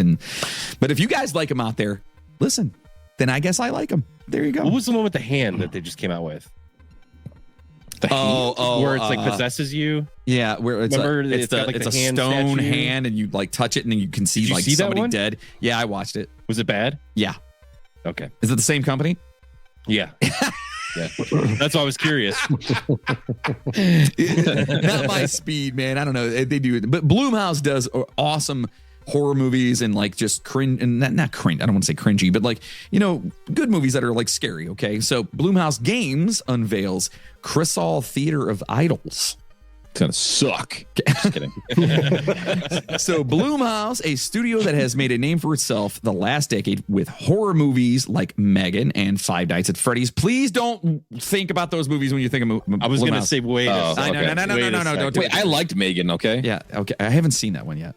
Is that like a new age Chucky, basically? Basically, but it's an AI robot. She's an AI robot that it's weird. But dude, the gore scenes are pretty. Yeah, I haven't seen it yet, so it's good. Well, they're entering the game business. All right, the video game business here. Instead of launching the new endeavor with just one video game project, the studio announced a variety of horror games from teams like Eyes Out, Half Mermaid, Cozy Game Pals, Perfect Garbage, Play Me Studio, and Vermilia. Okay, so Blumhouse explained that its goal is to offer games for more than one kind of player. It kicks off with Fear the Spotlight, but other titles like Warhammer now? Grave Seasons, Sleep Awake, Chrysal Theater of Idols are on the way too. So they have a bunch they're dropping. And I seriously, I like them as a studio. I think they do great when it comes to horror movies and stuff. In fact, when I see a movie start or whatever, and I see the Blumhouse kind of roll out, and like Charlie, the youngest, she's like, "Oh, it's a Blumhouse." I'm like, "Yeah, this should be pretty good." Wait a minute, they did Paranormal Activity. Yeah. Again, don't. Okay. Yeah, but that's what launched them into the horror genre. It blew that movie, what was it, like $100,000 to make the movie, and it made hundreds of millions of dollars. Yeah, they made a ton. I mean, the first one, Insidious, the next 8 didn't work. The Insidious movies were awesome. Yeah, those are good. What was the other one that they did too? That was with the kids, and the guy was in the movie. That dude, he was every time you ran the reel, you would see like little fragments of him.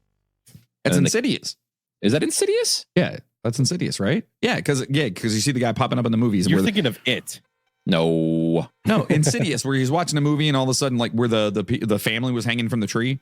Yeah, that's Insidious. Yeah, is that Insidious? Okay, yeah. So next up, this one goes specifically out to Davey. Ooh, Power Rangers. Rita's Rewind.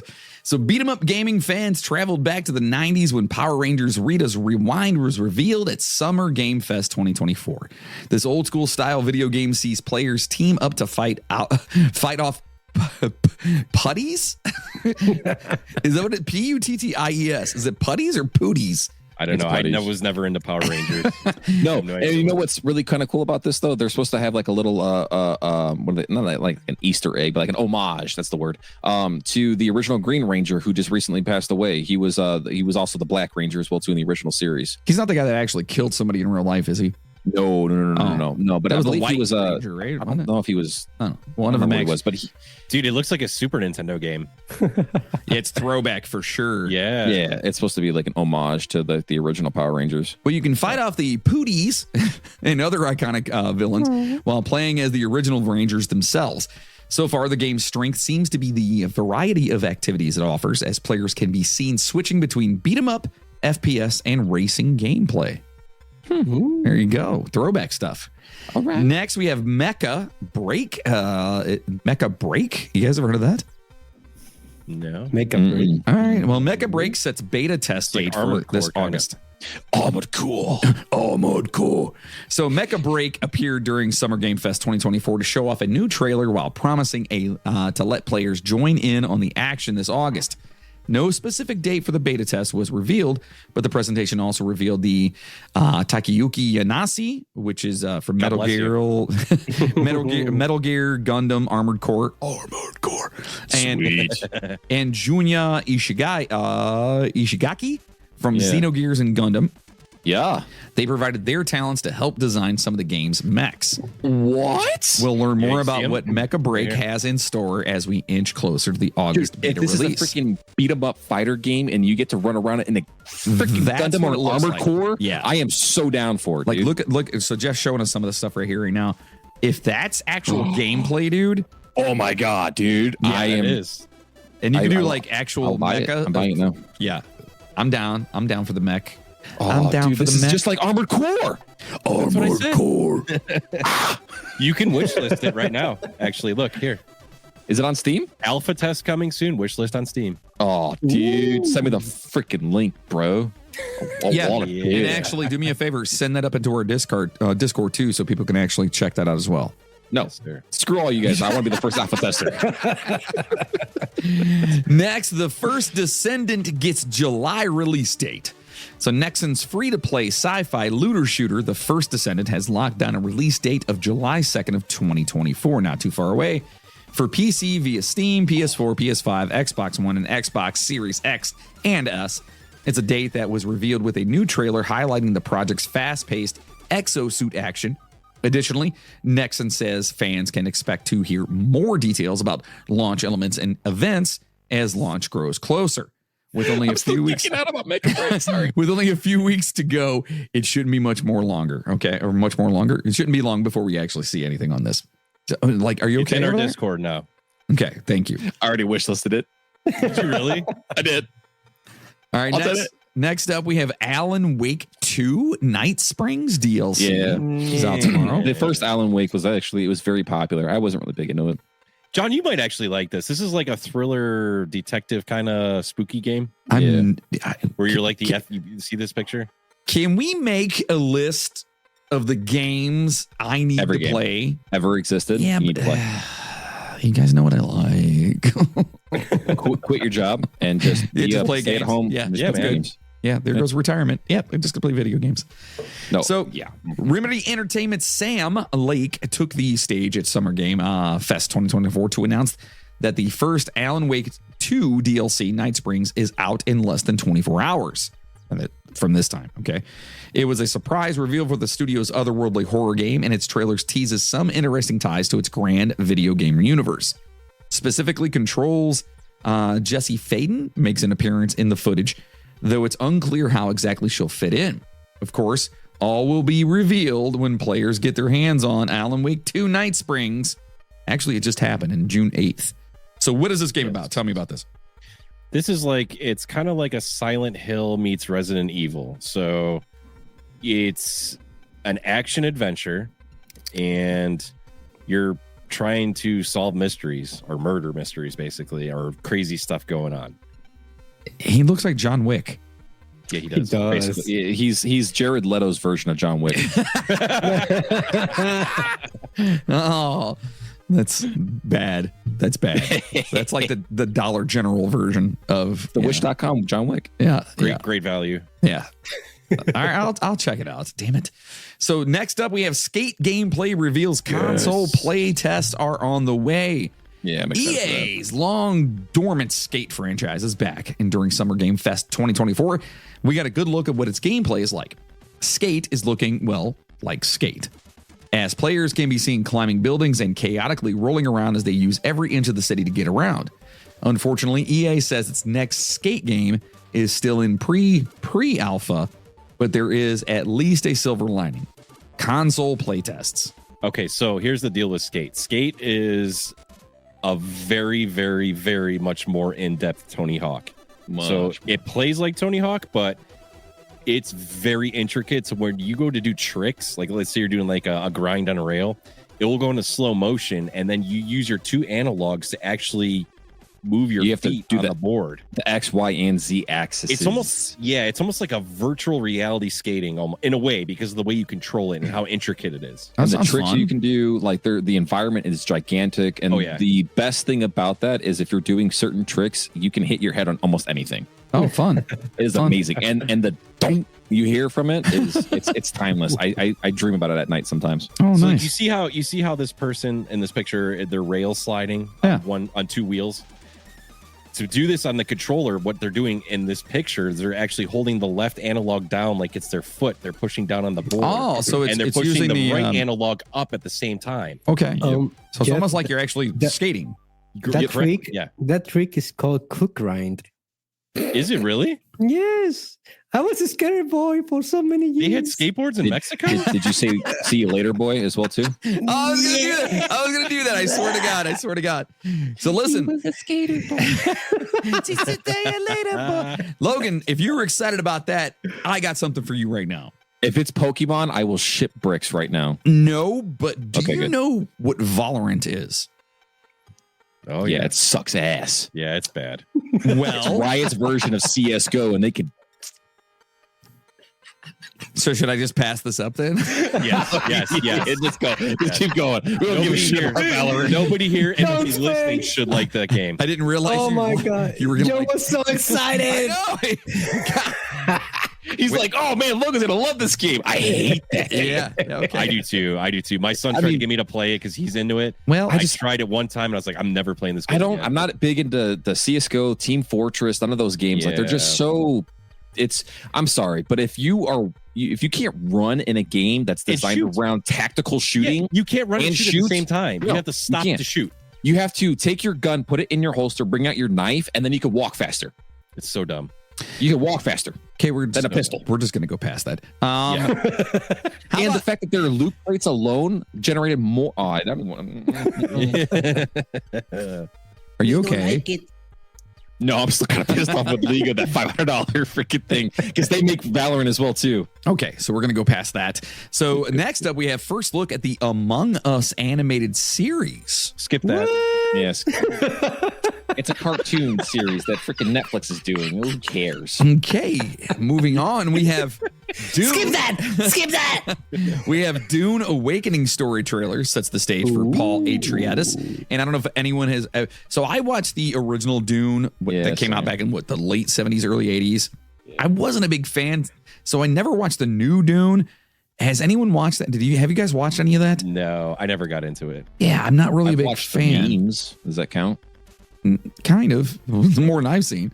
Like, honestly, Tatooine was enough desert for me. I don't need any more. And that's what it kind of seems like to me. Yeah. Like, okay. I don't like sand. It's gritty. All right, so we're biased, folks. Are moving past. Next up is Kingdom Come Deliverance 2 trailer. This is going to be awesome, by the way. Yeah. This is a good one. So they show off some gameplay ahead of their 2024 launch. So Warhorse Studios is gearing up for the release of Kingdom Come Deliverance 2, but it made sure to make some time to deliver a gameplay trailer for Summer Game Fest 2024 watchers. If you like Lord of the Rings and you like Game of Thrones, this game is amazing. And this is one of those games where every single thing you do changes the outcome at the end of the game. So there's 500 or 600 different outcomes that can happen as you play through this game. Nice. So this all-new look at the studio's medieval sequel swaps between bloody battles and comedy as it shows off some of the different encounters players may find themselves in.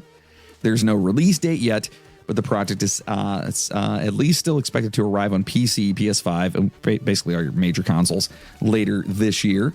Nintendo Switch! Next up, we have I read that wrong. It says Slitterhead gameplay. I thought it said Shitterhead. I swear to God. I was like, what is Shitterhead?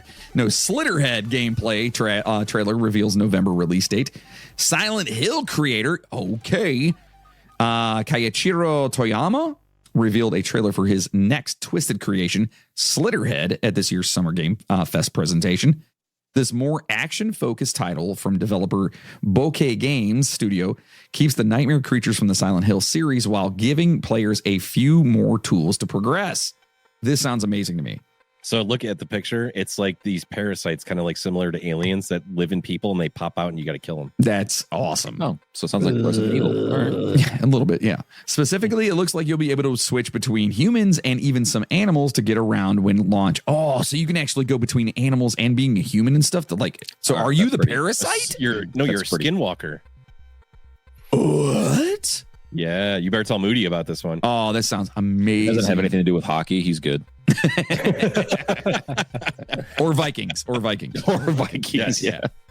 Next up, we have Delta Force Hawk Ops trailer promises global PC alpha test in July. Delta Force Hawk Ops. Wait, is it Delta Force or Delta Farce? No, it's Force. No, it's Delta Force. Here it is. Yeah, it's a first-person shooter. Delta Force is horrible. I was really hoping the cable guy was on here, man. It's bad. So it says it brought grounded first-person shooter gunplay to Summer Game Fest 2024 with a new trailer. This new footage of the military shooter takes players to several different locations while showing off how they'll be able to cooperate with a team to complete missions. More importantly, though, the video sets a course for players to enjoy a PC alpha test next month before the game comes to more platforms down the line. So it's another first-person shooter. Yeah, I mean, it looks really cool, but I mean, God, don't we have enough of these already? Yeah, it just need seems another one. It's another one. Listen, dude, Tarkov launched the whole premise behind more realistic shooters. So you're going to have your slapsticky arcade Call of Duty style shooter games, and then you're going to have your realistic, if I walk too fast, I'm going to trip and shoot myself kind of Look, games. I get it, but I don't know. Yeah, they're just prepping us for World War III, man. That's all. Well, exactly. At some point, you're literally going to shoot yourself. You know what I mean? Like, they're going to be like, oh, in this game, you actually have a gun. And you know what I mean? Like, right. It's just getting to that level where it's just getting more and more realistic. You guys ever heard of a game called Killer Bean? The Killer Bean? No, just Killer Bean. So like a bean that kills? Well, tongue-in-cheek action game Killer Bean is bringing its over-the-top sandbox gameplay. He's got a killer head. Yeah. 2 players he's a bean. This summer. Actually, it looks like one of the McNuggets. Does look like a McNugget. So a trailer for the title showed there's more to Killer Bean than many may have expected, as footage showed the ability to drive car I'm going to say that's cars and jet skis, break dance through bullets, switch between first and third person perspective, and so much more. At this point, it's more of a question of what you can't do with Killer Bean. So the Killer Bean originally started off as a meme that someone designed, and it was just like these small, short little videos that people were just making fun of. And then now apparently it's got its own video game. It has its own That's video awesome. game. Yes. That is awesome. Then next up, we have Wanderstop. You guys familiar with that one? Wanderstoop. Yeah. Wanderstop. So it reveals a cozy game with a dark secret. So Annapuma Interactive, Ivy Road, and the Stanley Parable creator David Reedon, I'm going to say, revealed their new game Wanderstop at Summer Game Fest, revealing a cozy farming sim that might have a few secrets to hide. Life in Wanderstop seems pleasant as we watch its protagonist garden, make tea, and relax in a small fairy tale like town. It isn't long, however, until the quiet life starts to get to them. We'll learn more about what lies beneath the surface when Wanderstop comes to PC via Steam and PS5 later this year. Okay, so I'm intrigued. Clearly, this is not for us, but I'm intrigued. A lot of people enjoy these games like this. Stardew Valley. What's the Disney one? There's a couple. Think of the name of it, but people like life sim. These are called life sims, where like you're basically living in this world as somebody else and doing what you would do in life. Like you have a job. Yeah, but this sounds clean, like it's going to get take care of people. Like it has a dark turn to it, which is intriguing to me. Like it just turns off and then you can't get the game to go. I don't know, or an asteroid hits or some shit. You know what I mean? Like who knows? Yeah. Who knows at this point? How many more games do we have on this list? Because I really hope that we touch base on like the biggest game. I'm really excited. Well, I'm getting there. Okay. Is it Gears? There's only like 5 more left on this. Okay. So New World Aeternum gets an October release date for PC and consoles. Amazon's upcoming MMO New World Aeternum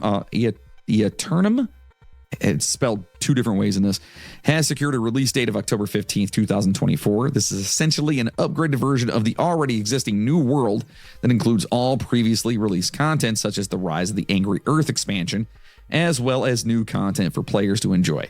For example, those who pick up this enhanced version of the experience can look forward to a massive PvP zone, in-game solo trials, and changes to the dialogue system. Additionally, if you are a new player looking to hang out with a friend on PC, New World Aeternum, it's Aeternum, Aeternum. Yeah, Aeternum. Yeah. Well, it's going to support crossplay, so that's good. If you're into that, this one, Logan, I believe this is what you were looking for, and you've probably been on pins and needles until I got to this point. Pal World is getting a new island.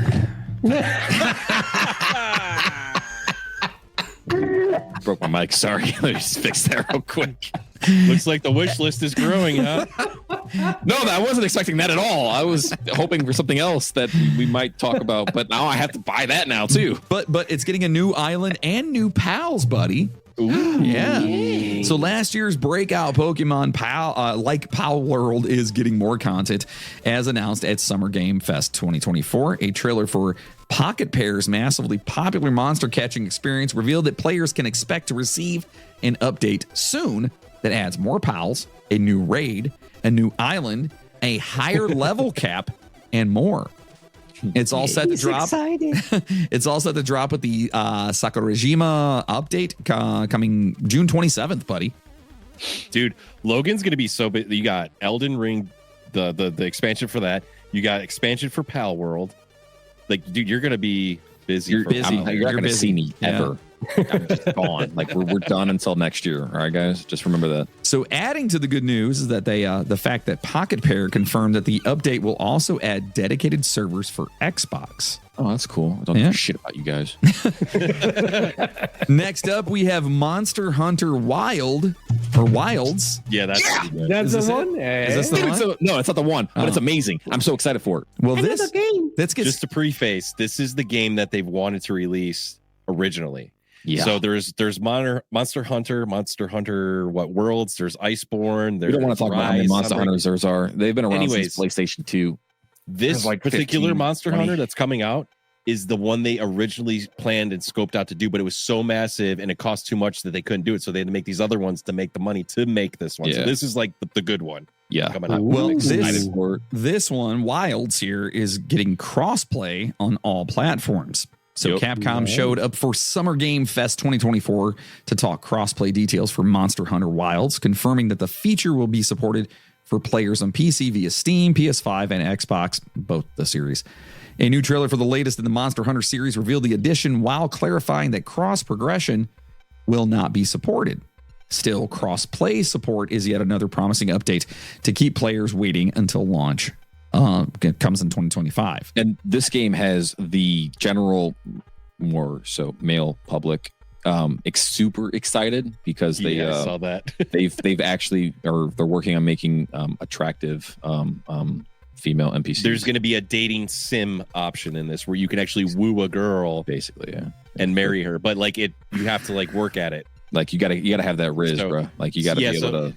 More men are going to be staying at home on their computer screens than going outside because we don't have enough incels in this world. Is that what we're talking about? So inside the game, you can meet somebody and marry her. No, you get to woo a PC character. Is what you're doing. A computer character, like an NPC, non-playable character. They built her on AI, so it's an NPC built with AI. So it's going to be reactive to like how you do things. Well, you can marry an NPC.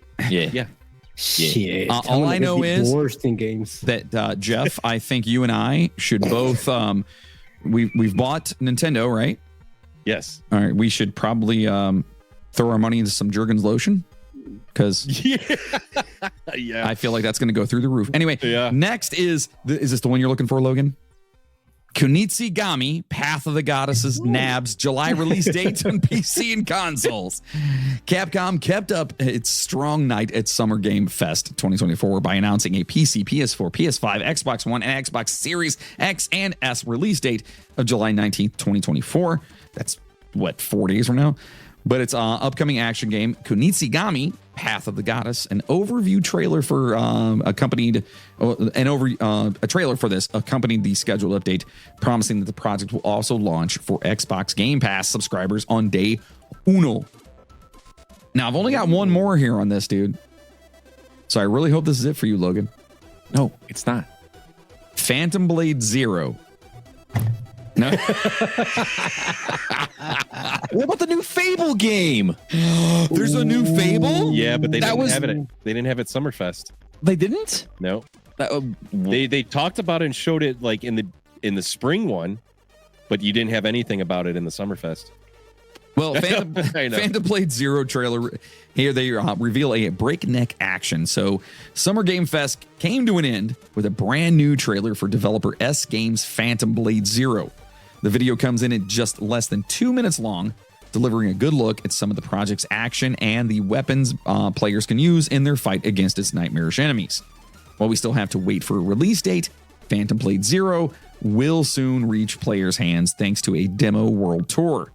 The demo will make the round starting with Summer Game Fest this weekend, then coming to China Joy in July, Gamescom in August, and Tokyo Games Show in September. So that is what took place in Summer Game Fest of 2020 freaking 4.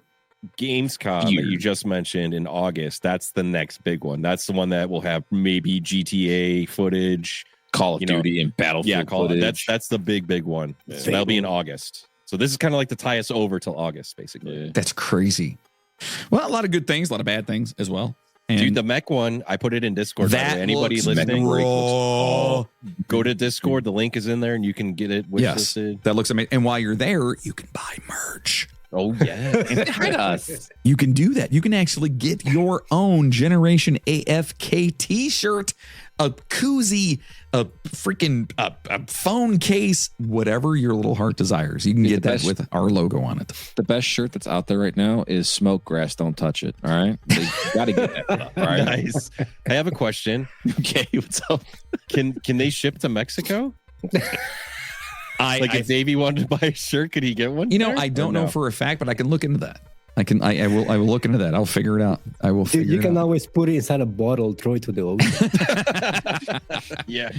So listen, that's probably about enough our old brains can handle today. We're going to say this is part 1 of building a PC. We want to thank you guys for listening, liking, subscribing, and following us wherever you can find us. Please tell your friends, your family, whoever you talk to and that listen about the show, and leave us a 5-star review wherever you can. It really does help us, and it's just how we're going to get more people to listen. So make sure you guys are joining, Discord for sure, because that's where we're throwing in all of our links, and you can get merchandise. By the way, we are going to be going to Twitch. We're going to have some streaming going on there. Ooh. And if you're really, really, really in love with the show, well, guess what? We're going to have a Patreon, and that Patreon is going to have some crazy stuff coming up just for people that want to be involved in that. So if you want to be involved, stay tuned, and we're going to have all that crazy stuff coming to you. We've got some crazy content we can't put anywhere else. It's going to be behind a paywall, so we can kind of say and do whatever the hell we want to. And you're not going to find that content anywhere else. I will say that some of the content up now, waiting, is Mr. Logan playing some games, and it's pretty good. It's pretty good. It's going to be great. It's pretty good. Don't forget our Apex video on our public. Yes, YouTube, and we just Jeff just dropped us playing Apex Legends for the first time. And that's on our YouTube channel over there. So follow us on all the socials. Just look up Generation AFK. You'll find us there, especially on YouTube and stuff, because you want to see our beautiful faces. Hear our delectable voices, especially Logan. Not mine. Okay. Thank you so much for listening. This was very educational, and I really, really cannot wait for the next episode or 2, depending how far we get into it. I know it's a lot, but hopefully it's going to give you guys enough info to go out and spend your money wisely and buy the best gaming PC you can.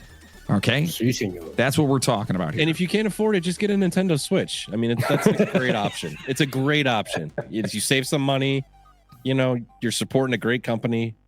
That'd be good. Look, every time he says that, I'm making money too. So go with it. You know what I mean? Like, you keep going, buddy. I'll do it as well. So, lastly, remember that us old gamers over here, well, we do have feelings too. Anyone else have anything to say? Thank you for listening and joining us again. Absolutely. I'm sorry about my voice, dude. It sounds horrible. I'm sick. Yeah. I would say get in our Discord and watch for Friday nights. I actually, this Friday night, I'm kind of screwed. I got birthday parties to go to, but bullshit. Usually Cancel Friday nights. Cancel that. We got Apex to play. Yeah, usually Friday nights we game up, and I know actually Nate hit us up last week. I was busy with the garage sale, but he hit me up. He's like, "Are you gaming tonight?" I was like, "No, but I think John and Davey and then we're gonna play Apex." So he was gonna hit you up. I don't know if he did, but I don't know what the hell I was doing last Friday. Anyways, Discord is like the hub, the mecca. Yeah, just go to Discord. Everybody That's can where kind we're of at. post like, "Hey, I'm gonna play this time. Who wants to play?" Yada yada. Yeah, and you guys give us suggestions for things you want to hear, like, you know, whether it's games you want us to talk about, or, you know, if you guys heard about. And listen, it as long as it has something to do with a video game, that's kind of what we're talking about. So it could be a murder. It could be a murder that took a murder, you say? A murder that took place with a bunch of video gamers. Or maybe somebody, which has happened, got really mad at somebody else playing a video game and went and killed him. That has happened before. And you know what? Maybe we'll touch on that. Maybe we will touch on that. In the meantime, stay tuned. All right. We love you guys. Thank you for listening. And bye. Deuces. Adios. Till next time, Junior. Next time. Use the force, Luke.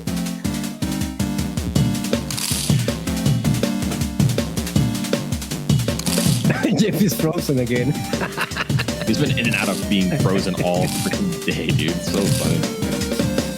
Taco. Every time you do that, I get hungry and hungrier.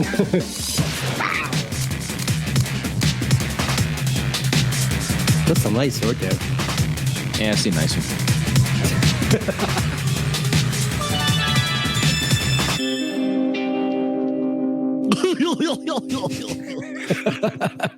Game over.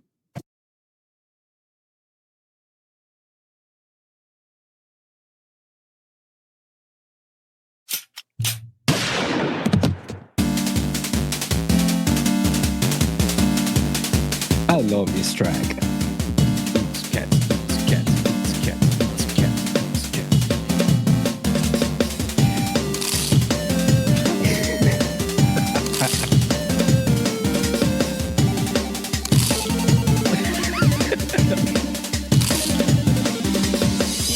Boats and hose. Boats and hose. Boats and hose.